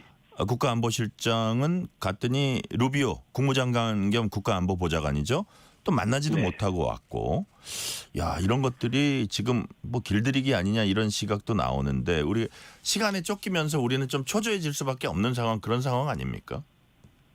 뭐 거기서는 이제 자기네 일정상 그렇게 됐다고는 하지만은 네네. 사실상 큰 어떤 외교상의 결례죠. 우리가 네. 이제 새 정부가 출범을 해서 그냥 만나서 하는 회의도 아니잖아요, 이게. 그렇죠. 예. 상당히 이제 권한을 가지고 결정을 할 수 있는 고위급 회담이고 예. 그런 절차가 필수적이거든요. 실무협의가 물론 중요하긴 하지만은 예. 우리가 이제 크게 패키지들이 됐건 이런 걸 하는 과정에서는 정치적으로 결단을 내려서 그거를 이제 합의를 하는 게 되게 중요하기 때문에 네. 이런 고위급 회담이 미뤄지는 거는 상당히 좀 어떻게 보면 우리한테 압박 아닌 압박 아니면 추가적인 개방을 더 요구하는 네. 이런 걸로 해석이 됩니다. 그러니까요. 또 재무장관이 한국이 욕을 많이 했을 거다. 일본을 지렛대로 사용해 가지고 우리를 또 약간 더 압박하려는 이런 언사들도 우리가 이제 보는데 그 부분 제가 뒤에서 조금 더 얘기하더라도 대통령실 더해서 각 부처 장관들 여기 여야 의원들까지 이제 미국 찾아서 전방위 협의에 나선 모습인데 사실 정치권 인사들이 간 거는 어떤 영향을 미친다고 보기는 힘든 거고 자, 예. 2+2 회동 불발에도 불구하고 한미 간 이제 협상이 계속 진행되고 통상교섭본부장이 만나고 이러고 있는데 요런 것들도 어쨌든 그 본 협상 열렸을 때 준비 작업이니까 의미는 있다고 보시는 거예요? 그렇죠. 교섭본부장이나 네. 산업장관이 이제 만나고 하는 거는 당연히 의미가 있는 과정입니다. 네네. 근데 이제 정치인들 가서 예. 이렇게 하는 것들 그런 거는 사실 크게 내용이 있는 방문은 아니고 영향을 미칠 사실은 가능성은 희박한 거고. 별로 없습니다. 예. 그러니까 이제 그런 분들이 가서 실제로 어떤 중요한 네트워킹이 돼 있고 뭔가 이제 트럼프한테 직접적으로 의견이 전달될 수 있는 인사들 네. 교류가 된다면은 다른 얘기지만은 지금까지 결과를 보면 별로 그런 모습은 없거든요. 네네.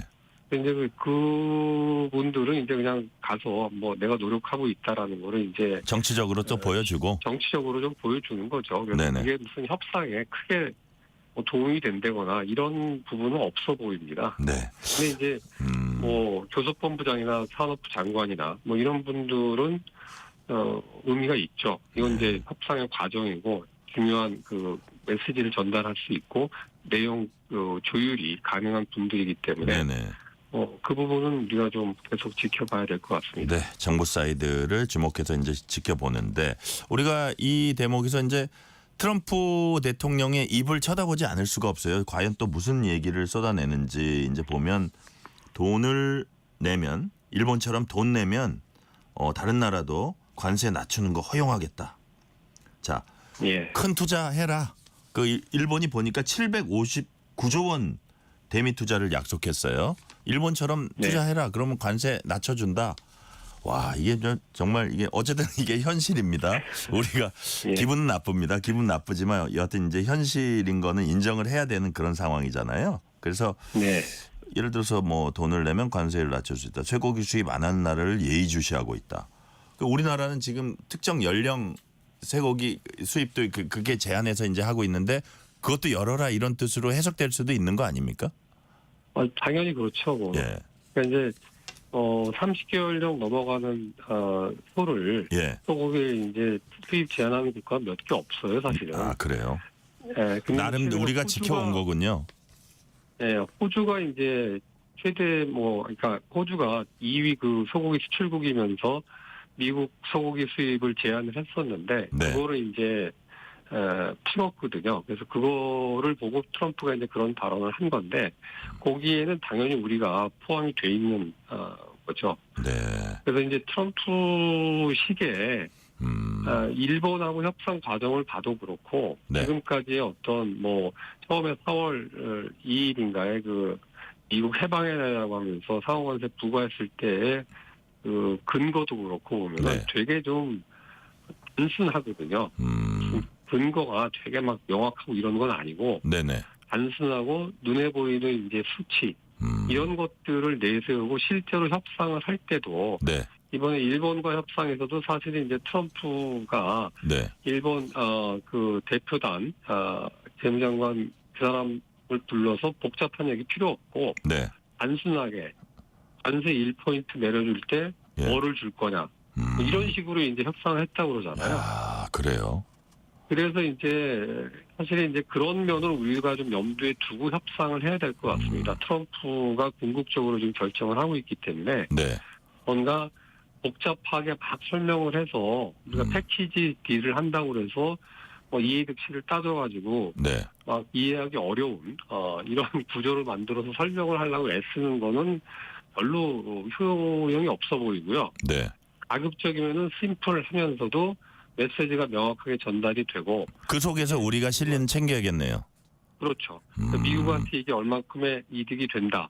그리고 이게 상호간에 우리 입장에서도 이러한 면이 있다라는 거를 좀 구체적인 가급적이면은 수치로 좀 제시해서 비교를 하는 게 협상 타결 가능성을 좀 높일 수 있을 것 같습니다. 그러니까 막 고질고질하게 자잘하게 이게 아니라 심플하면서도 명확한 어떤 메시지를 주고받으면서 저 타결한다 이런 식으로 나가야 된다 하셨는데 자 트럼프 대통령이 뭐 이런 얘기도 있어요. 일본과 협상 과정에서 백지 수표 압박을 가했다. 뭐 그래서 우리 정부 향해서도 비슷한 전략 쓰는 게 아니냐 이런 게 지금 말씀하신 거하고 좀 일맥상통하는 얘기입니까?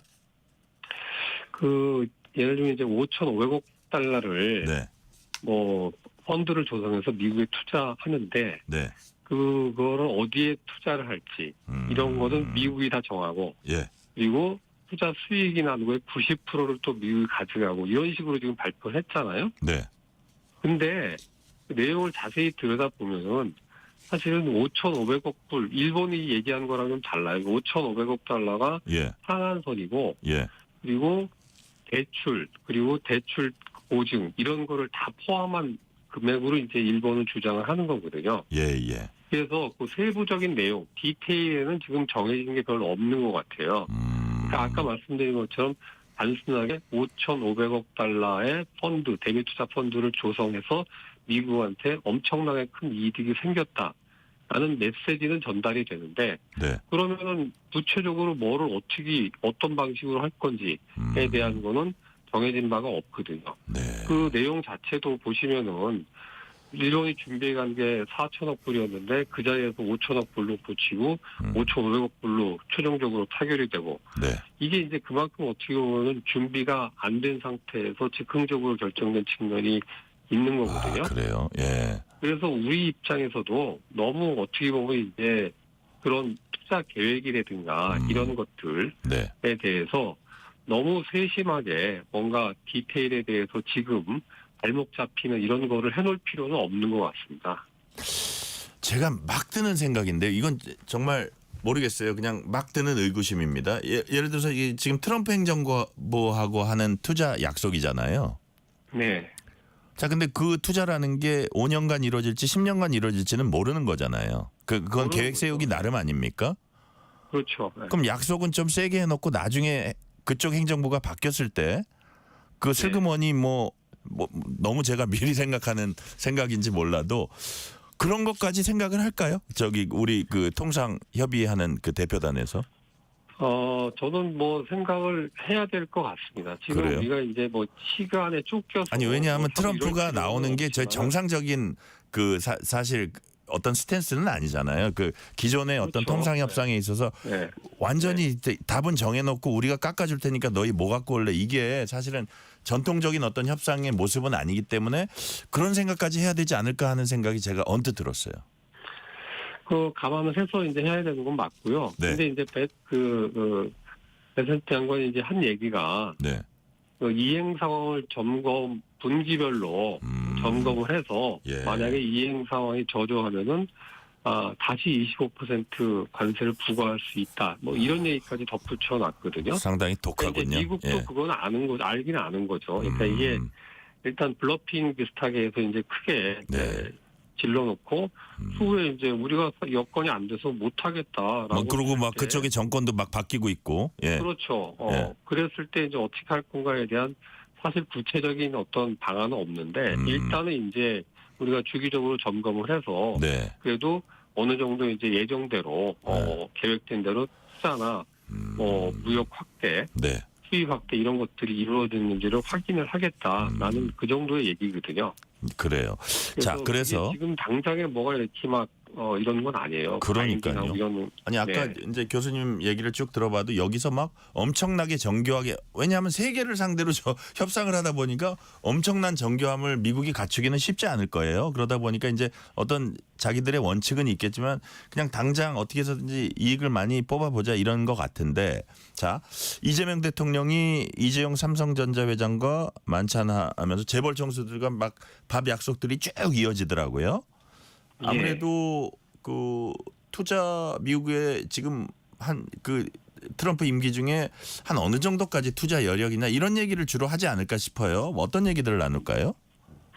그랬을 것 같습니다. 저도 근데 일단은 어쨌든 간에 그 재계에서 어느 정도 이제 미국에 대한 투자 여력이 있는지 이런 것들을 좀 확인은 해야 되잖아요. 네네. 그리고 이제 그거를 좀 취합을 해서 예. 가급적이면 이제 좀 어느 정도 되는 숫자, 그러니까 전혀 근거 없이 이제 내뱉을 수는 없기 때문에 네. 그런 거를 이제 확인하고 수렴하고 가급적이면은 좀 애로사항을 해소하기 위해서는 대미 투자를 확대해야 될 필요가 있기 때문에 네. 그런 의견 조정을 위해서 만난 걸로 이해가 되고 있습니다. 예를 들어서 재벌 총수 만나면 투자 여력 얼마나 있냐 플러스 자 너희 지금 반도체 혹은 뭐 자동차 뭐 2차 전지 이런 게 주요 품목인데 한 어느 정도까지 이거 낮춰야 지금 큰 차질 없이 수출할 수 있냐 뭐 이런 얘기도 좀 나눌 것 같아요. 물론 더 그렇죠. 세부적인 건 실무자들이 하겠지만 예.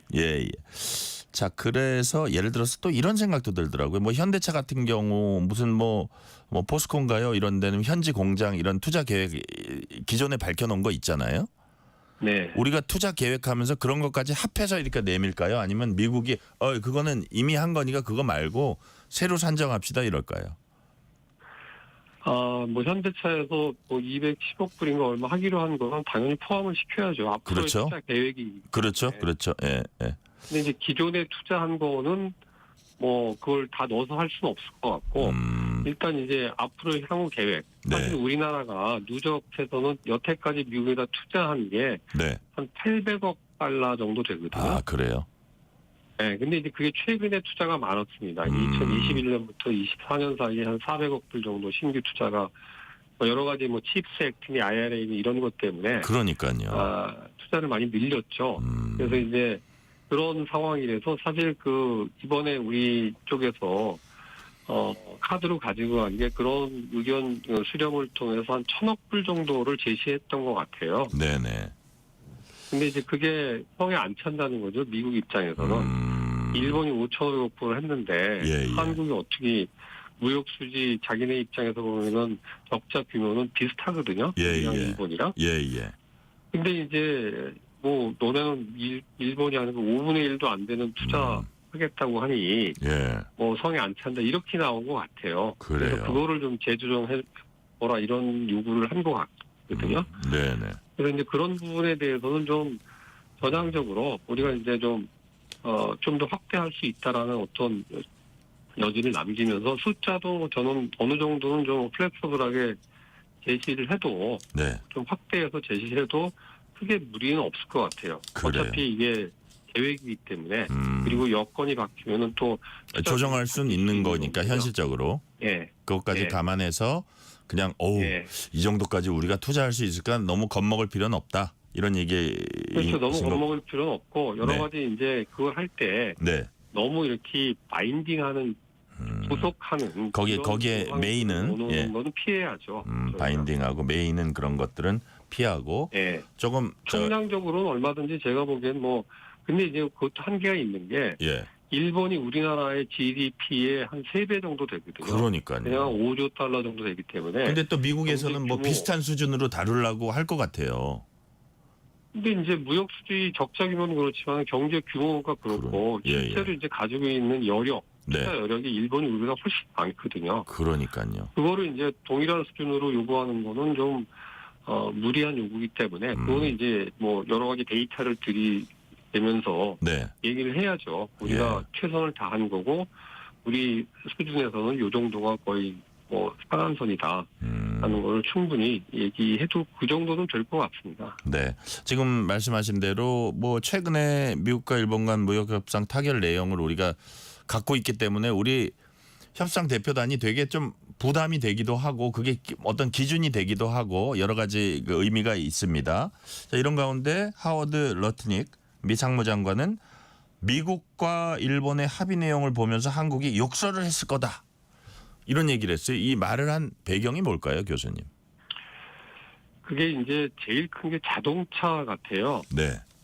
우리도 제일 중요한 수출 품목이 자동차거든요. 네네. 우리나라 자동차 전체 수출의 절반 가까이가 미국 수출이에요. 미국으로 절대적인 수출하는 중요한 시장이군요. 예. 가장 중요한 품목이죠. 근데 예. 지금 자동차 같은 경우에는 품목별 관세를 부과를 했었거든요. 네네.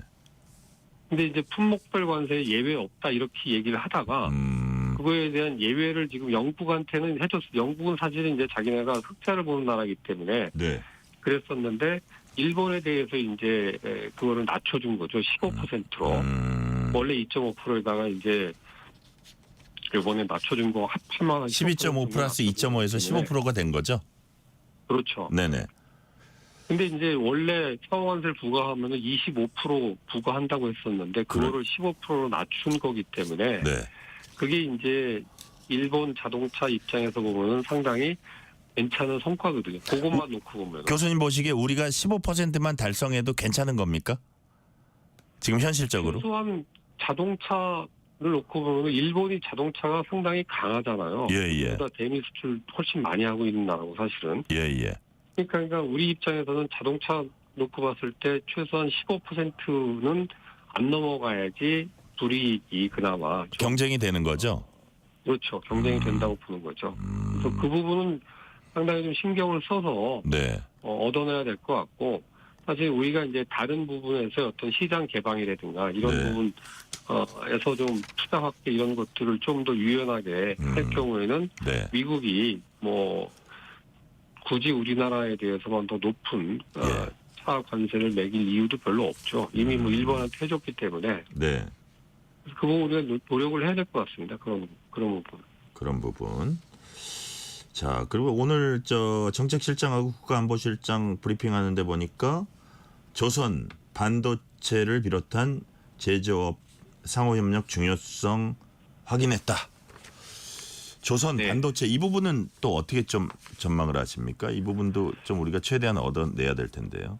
그게 이제 우리가 가지고 있는 카드죠. 그러니까요. 조선업 같은 경우는 미국이 트럼프가 먼저 전화를 해서 자기가 먼저 제안을 하다시피 했죠. 제안을 했었고 실제로 이제 중국하고의 어떤 경쟁 관계에 있어서 조선업이 상당히 지금 뒤떨어져 있기 때문에 제조 능력이 있는 우리나라에 도움이 좀 필요하다라는 걸 요구해서 그건 우리 입장에서 보면 상당히 좀 유용한 카드로 활용할 수 있을 것 같고 반도체 같은 경우에는 이제 우리가 투자도 많이 했고 이제 사실 우리가 삼성전자 뭐 하이닉스 잘 하고 있지만은 최근에 여러 가지 이제 위기를 많이 경험하고 있거든요. 파운더리나 이런 쪽 TSMC 이런 데 많이 밀리고 있고. 그래서 전체적으로 이 반도체 생태계에서 우리가 어떤 입지를 좀 확고하게 해야 되는데 그런 부분은 사실은 이제 미국이 제조 능력은 없지만은 설계 능력은 뭐 압도적이거든요. 그래서 전체 반도체 생태계에서 미국이 차지하는 비중이 절반이 훨씬 넘기 때문에 그 생태계 내에서 우리가 포지셔닝을 제대로 해야 되는 상황이기 때문에 반도체 산업협력은 우리 입장에서는 이제 뭐 거의 필수적인 상황인 것 같습니다. 그래서 그 정도 협력은 뭐 반드시 이뤄내야 될 거로 생각이 됩니다. 네. 자. 미국 입장에선 뭐 대한민국도 있지만 중국도 있고 유럽연합도 있고 굵직한 상대들과 이제 협상 계속하고 있습니다. 일각에서는 한국이 우선순위에서 밀리는 거 아니냐 관측도 나오는데 중국과 유럽연합 변수가 우리 통상 합의에 미치는 영향 제법 있다고 보세요? 있죠. 그거는 이제 그리고 뭐 미국 입장에서 보면은 중국이나 EU가 우리보다 더 중요한 국가인 건 분명하기 때문에 우리가 그 두 국가군하고 비교했을 때는 좀 우선순위에서 밀리는 건 맞습니다. 근데 이제 중국하고 EU의 협상 내용이 어떻게 보면 기준선, 일본도 그렇지만 우리가 협상을 할 때 어떤 기준선이 될 가능성이 상당히 많기 때문에 그쪽에서 어떤 식으로 이제 합의가 되는지는 좀 지켜보고 그 결과를 잘 활용을 해야 될 것 같습니다. 네. 시간 관계상 마지막 질문 드릴게요. 트럼프 대통령의 미국 정부 협상 상대로 만만치 않은 매우 까다로운 상대입니다. 자, 우리 정부가 앞으로 통상협상 어떤 방향으로 벌여나가야 한다고 보시는지 또 이것만은 꼭 챙겨야 한다고 생각하시는 부분은 어떤 게 있는지 말씀해 주세요. 예, 통상협상 아까도 말씀드렸지만 일단은 이제 단기적으로 8월 1일 상호관세 부분을 해결을 해야 되기 때문에 그거를 해결하기 위해서는 가급적이면은 단순한 이해하기 쉬운 이런 내용을 서로 이제 주고받는 식으로 해서 구성을 해서 합의를 이끌어낼 필요가 분명히 있고요. 보다 조금 더 큰 틀에서 보면은 우리가 대미 이 관계, 통상 관계를 어떤 식으로 정립을 해나갈 건가에 관한 이런 보관, 그게 이제 우리 기업의 산업 생태계 차세대 성장 동력 이런 거하고 직결돼 있기 때문에 그런 부분하고 엮어서 우리가 같이 좀 길게 보고 협상 전략을 우리가 세워야 될 것 같습니다. 네, 오늘 말씀은 여기까지 듣겠습니다. 지금까지 강인수 숙명여대 경제학과 교수였습니다. 교수님 말씀 감사합니다. 네, 감사합니다. 편지 왔습니다. 퇴근길 지친 당신에게 힘이 되는 뉴스를 전해드립니다. 매일 저녁 당신과 함께 읽는 세상 이야기. KBS 1라디오 뉴스레터 K.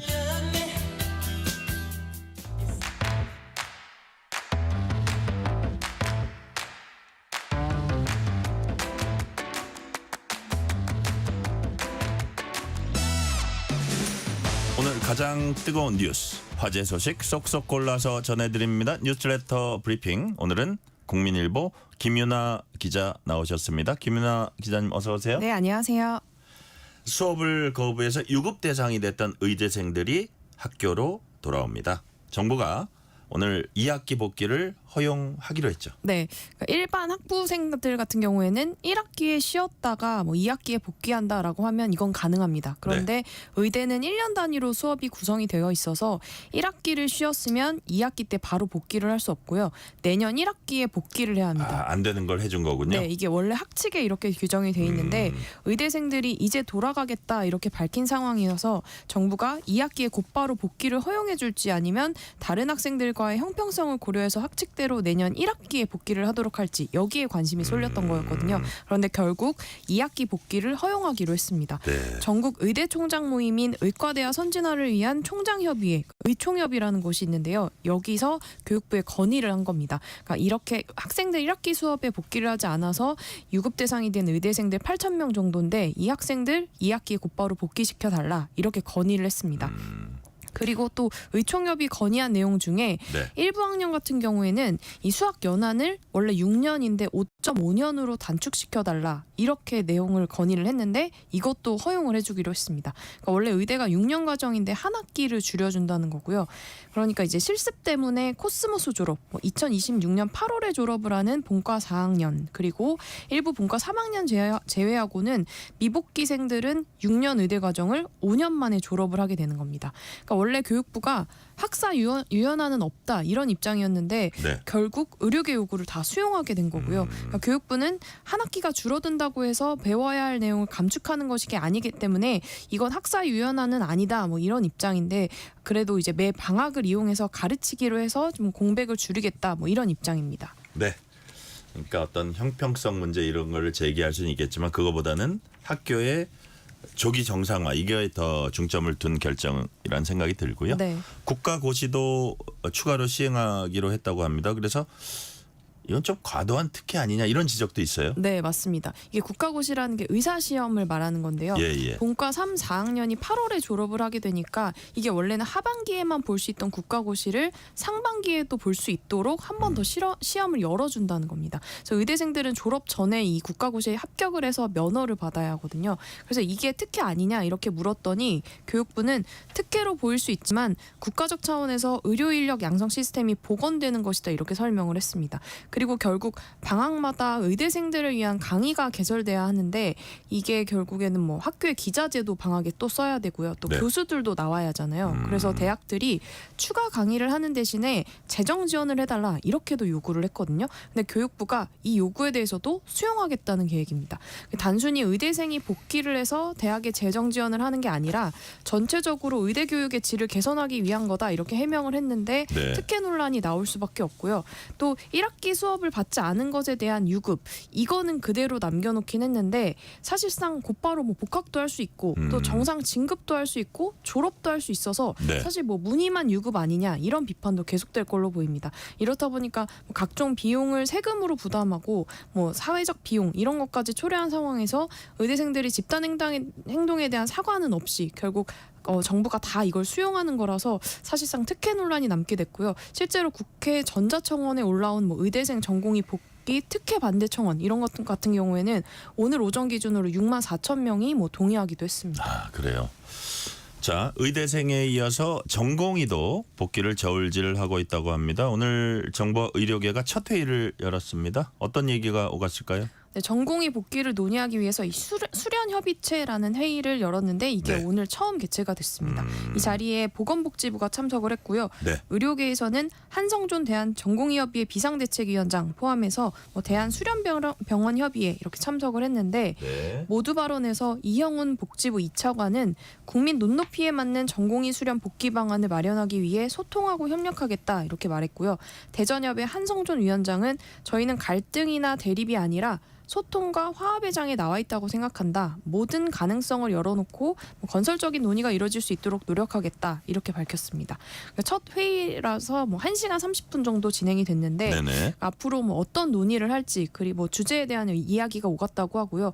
매주 금요일마다 주 1회씩 만나서 회의를 열기로 했습니다. 일단 의료계와 정부가 이렇게 주기적으로 만나서 복귀를 논의한다라는 것 자체는 긍정적인데 그러니까 당장 뭐 전공의들이 언제 어떤 방식으로 복귀를 하냐 여기에 관심이 쏠리고 있거든요.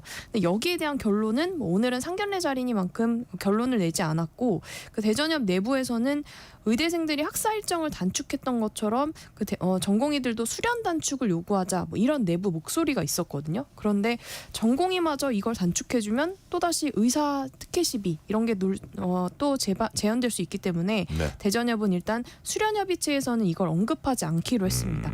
일단 정부의 방침은 뭐 의대생도 마찬가지고 전공의도 마찬가지지만 병원을 떠난 전공의들이 일단 수련을 중단하는 게 아니라 계속해서 수련을 하게 해주는 쪽으로 검토를 하겠다라는 입장이고요. 근데 네. 이렇게 하려면 다음 전공의 모집 공고에 뭐 모집 자격을 어떻게 할지 뭐 이런 것들에 대한 논의가 더 필요한 상황이거든요. 그러니까 당장 전공의들이 지난해 2월 19일에서 20일 정도에 사직을 했는데 그때 열흘 정도를 채우지 않고 떠난 거거든요. 그렇다 보니까 이 열흘 채우지 않은 걸 인정을 해줄지 안 해줄지 뭐 이런 것들에 대한 논의가 이루어져야만 하반기 모집 자격이 확정이 되기 때문에 이 공고를 확정할 수가 있게 됩니다. 네.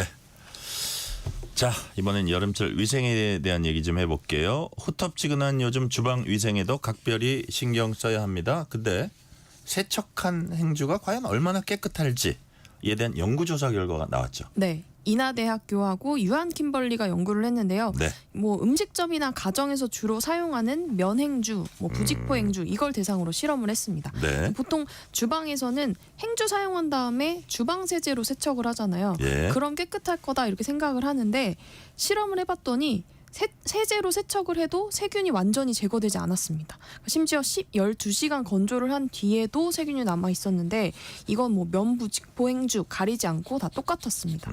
그리고 행주를 건조 상태로 사용하지 않고 며칠 동안 방치를 했더니 네. 남아있던 미생물이 10,000배 이상으로 증식하기도 10,000배? 했습니다. 네. 예. 그래서 행주를 제대로 관리하지 않으면 오히려 위생에 방해가 된다는 겁니다. 그러니까 반면에 100도씨 이상의 끓는 물에 5분 이상 열탕 소독을 했더니 세균이 남아있지 않았습니다. 그래서 이제 여름철에는 특히 이렇게 행주를 열탕 소독을 하거나 아니면 요즘 일회용 행주가 있거든요. 그래서 네. 이거를 쓰고 폐기하는 식으로 해야 이 위험을 최소화할 수 있다는 게 연구팀의 설명입니다. 네.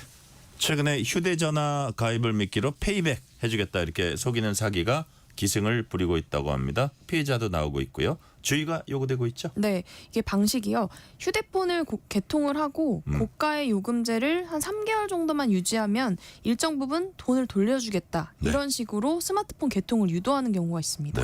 그런데 이 말을 믿고 가입을 했다가 3개월 뒤에 페이백 신청하려고 연락을 하면 해당 대리점이 사라져 있는 겁니다. 그런데 이렇게 피해를 당할 경우에 그럼 본사에 피해 보상을 해야겠다라고 생각하실 수 있지만 이게 요구하기가 어렵습니다. 그러니까 왜냐하면 이렇게 후불형 페이백 자체가 계약서에는 포함이 되어 있지 않기 때문인데요. 그리고 개통할 때 신분증 맡기라 이런 경우도 있습니다. 최근에는 뭐 오프라인 대리점 없이 온라인에서 유통해주는 대리점들도 있거든요. 그래서 뭐 신분증을 택배로 보내라거나 뭐 기존에 사용하던 휴대폰을 반납하면 신규 스마트폰을 싸게 해주겠다 뭐 이렇게 요구를 하기도 하는데 이 경우에 실제 스마트폰을 개통해주지 않고 신분증만 가로채거나 그리고 또 기존에 사용하던 단말기만 가로채서 중고로 팔아버리는 경우가 있어서 주의가 요구됩니다. 그래서 방송통신위원회는 단말기 교체하거나 이동통신 서비스에 가입할 때는 뭐 현장 매장이든 아니면 온라인 매장이든 판매자 정보를 확인할 수 있는 사전 승낙서가 있는지 이게 이제 본사에서 인증을 하는 거거든요. 그래서 이게 있는지 확인을 하고 휴대폰 가격에 비해서 너무 터무니없이 높은 현금 페이백을 약속한다라는 경우에는 이게 사기일 수 있기 때문에 주의가 필요하다 이렇게 당부를 했습니다. 네, 휴가철 맞아서 해외여행 많이 나가고 계십니다. 근데 특히 인도네시아 발리로 가시는 분들이 꼭 알아두셔야 할 정보입니다. 발리에서 광견병이 확산돼서 긴급 방역 실시되고 있죠. 네, 지금 주요 관광지를 적색 구역으로 지정을 하고 백신 접종을 시작했는데요. 발리 여러 마을에서 최소 한두 마리 개가 광견병 양성 반응을 보이고 있습니다. 근데 이게 사실 그 전파가 쉽기도 하고 또 물렸을 때는 곧바로 이제 그 병원에 가서 치료를 받아야 하기 때문에 주의를 하셔야 되고요. 지금 뭐 발리의 백신 접종 상황 보면 접종률이 3%도 채 되지 않거든요. 그렇기 때문에 관광객분들은 유기견하고 접촉하지 말고 울리거나 긁혔을 때 곧바로 병원에 가셔야 합니다. 네. 여기까지 듣겠습니다. 지금까지 국민일보 김유나 기자였습니다. 말씀 감사합니다. 감사합니다.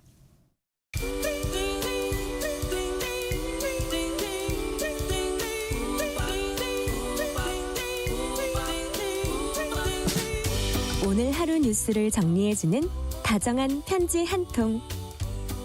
KBS 일라디오 뉴스레터 K.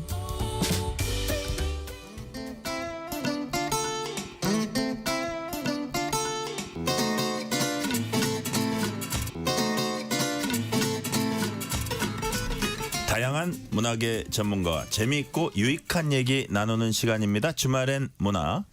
오늘은 조금 특별한 여름 여행지 소개해드립니다. 이번 주말에 어디 갈지 아직 안 정하신 분들 귀 쫑긋 세우고 들어주세요.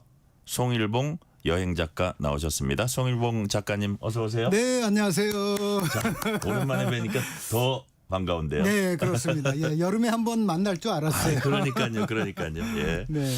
자, 날씨 많이 더운데 이 더위에도 여행을 계속 다니고 계세요? 네, 맞습니다. 아, 그러세요? 비가 오나 눈이 오나 바람이 부나 몸이 좀 아파도 이 곳곳을 돌아다녀야 하는 것이 제 운명인 것 같아요. 그러니까요. 그래서 한동안 또 여행을 못하면은 오히려 몸이 좀 더 피곤한 것 같고 일도 좀 손에 잘 잡히지 않는 경우가 있거든요. 그래서 최근에는 지난 7월 12일에 그 세계 문화유산에 등재된 울주 반구대 암각화 보고 왔고요. 뭐 예전에도 봤습니다만 그리고 지난 화요일 얼마 안 됐네요. 수원 화성 성곽길을 걸은 후에 지금까지 이런 맛은 없었다. 이것은 갈비인가 통닭인가 그 명대사 아니겠습니까? 그 유승용 씨가 영화에서 그래서 그것으로 유명한 수원 왕갈비 통닭 이거는 뭐 상호도 아니고 고유명사도 아니에요. 그냥 영화에 등장하는 건데 가서 먹고 왔습니다. 아니 그러니까 그 동네예요? 아니면 바로 그 집이에요? 아니에요. 그 수원에 그런 데가 있다 이거죠? 수원천이 흐르고 있잖아요. 그 옛날부터 우리가 통닭을 보통 튀기는 거 보면은 조각조각 내서 튀기는데 통째로 이제 튀기는 건데 그러다 보니까 이게 이제 그 지역의 음식으로 자리를 잡은 거죠. 수원 왕갈비 통닭. 갈비 맛이 조금 납니다. 아, 그래요. 자, 그럼 오늘은 어떤 여행 이야기 해주십니까? 예, 어느새 이제 7월의 마지막 주말을 앞두고 있죠. 그래서 해마다 이맘때가 되면은 여름 휴가를 떠나거나 떠나지 못하는 사람들은 여름 휴가에 대한 어떤 관심이나 기대를 갖게 되죠. 그리고 실제로 지금 이 방송을 들으면서 예. 강원도 지역이나 아니면 본인이 원하는 뭐 서해안 지역이나 남해안 지역으로 여름 휴가 가시는 분들이 분명히 있습니다. 예. 그래서 어떻게 알았지? 나를 차에서 아마 놀라실 텐데 저도 고교 시절에 네. 딱 이맘때입니다. 방학하고 나서 무거운 텐트, 옛날엔 텐트가 얼마나 무거웠습니까? 그 텐트를 메고 친구들과 함께 경포 바닷가로 가는 야간 열차.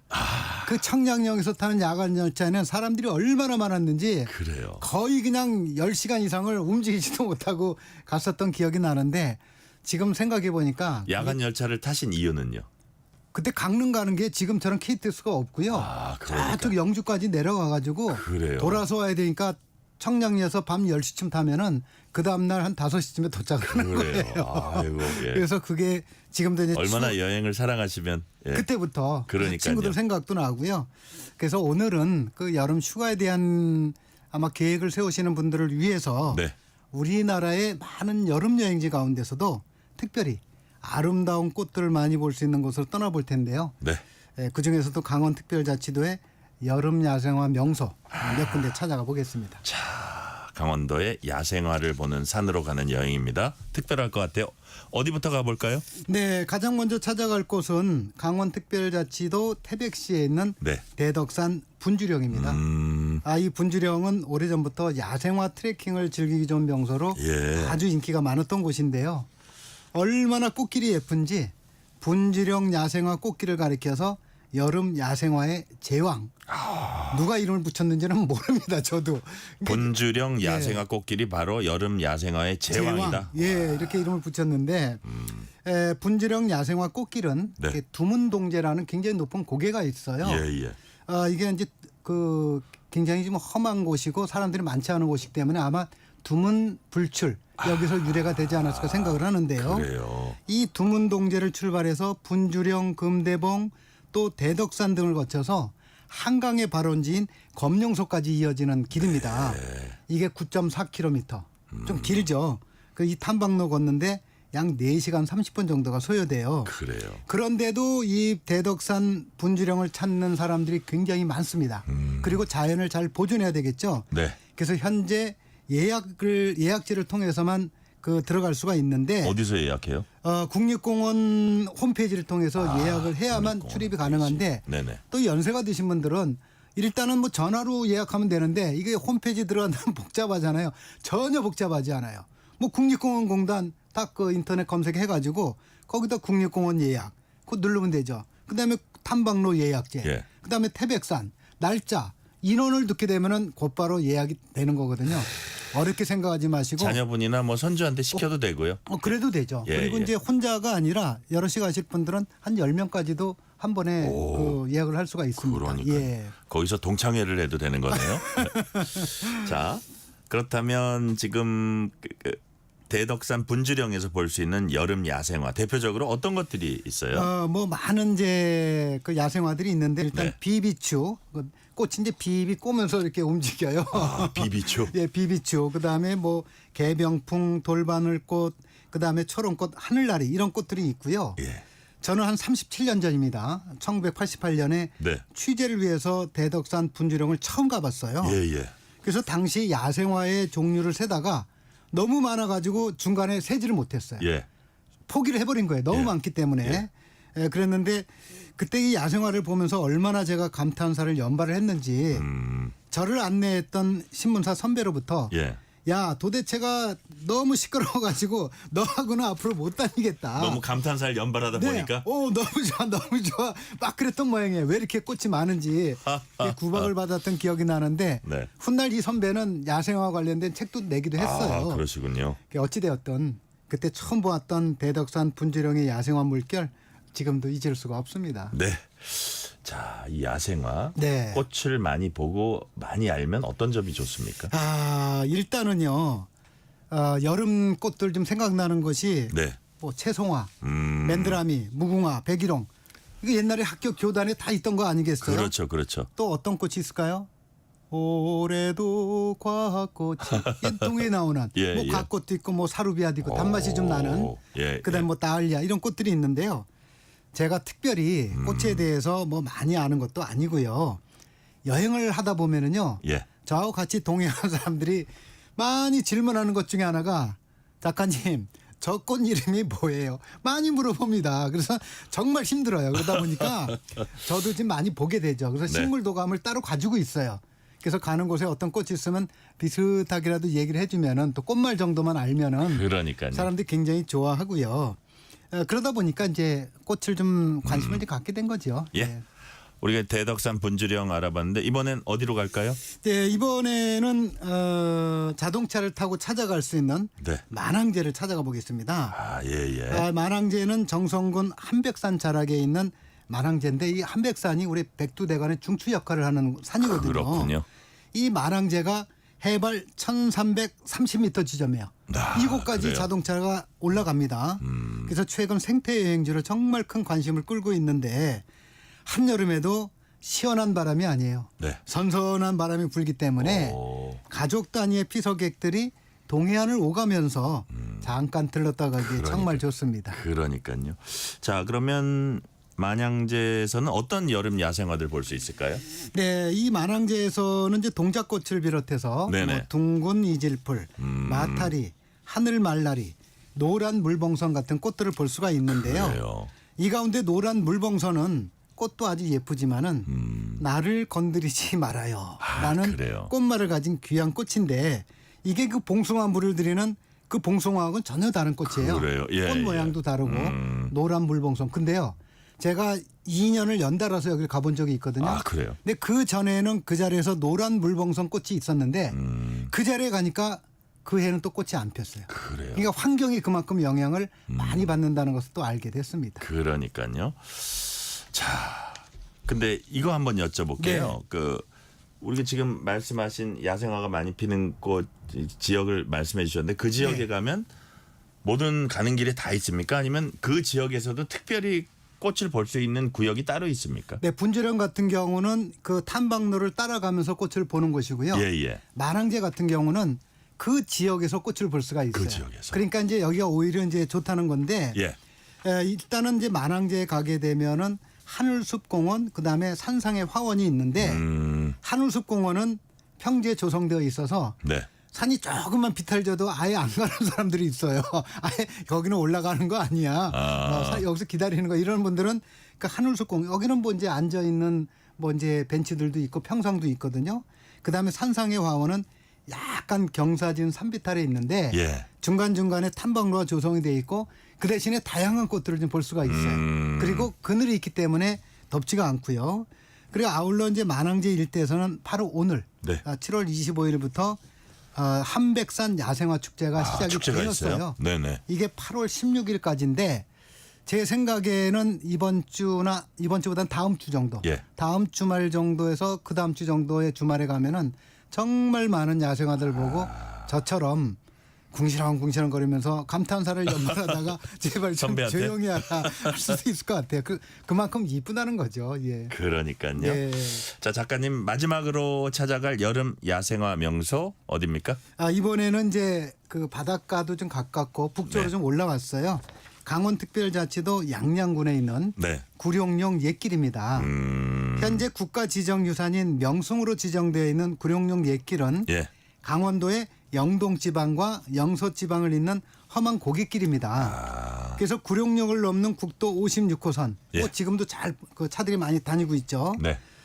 이게 완공되기 전에는 양양군하고 홍천군을 잇는 유일한 통행로였어요. 그랬군요. 그러니까 장사하시는 분들이 양양에서 바다 물고기를 가지고 산을 넘어와 가지고 홍천에서 팔고 홍천에서는 뭐 이제 요즘 이제 옥수수가 나오는 차니까 옥수수나 뭐 산에서 나는 산채 나물들을 가지고 또 넘어가 가지고 바닷가 사람들한테 팔고 이랬던 굉장히 중요한 역할을 했던 곳인데 이 구룡령 옛길은 지난 2015년에 산림청이 선정한 야생화 우리나라죠. 우리나라 야생화 100대 명소 가운데 하나로 이름을 이제 올리기도 했어요. 그래서 많은 야생화들을 보려면은 요즘 같은 이제 여름철에 가야 되겠죠. 그래서 구룡령 옛길을 걸으면서 만날 수 있는 여름 야생화 하늘 말라리, 도라지 모시대, 새 며느리 바풀꽃, 흰 물봉선 이런 꽃들을 좀 볼 수가 있는데 제가 말씀드리는 것은 이게 뭐 벚꽃처럼 확 펴 있는가 이러지 않아요.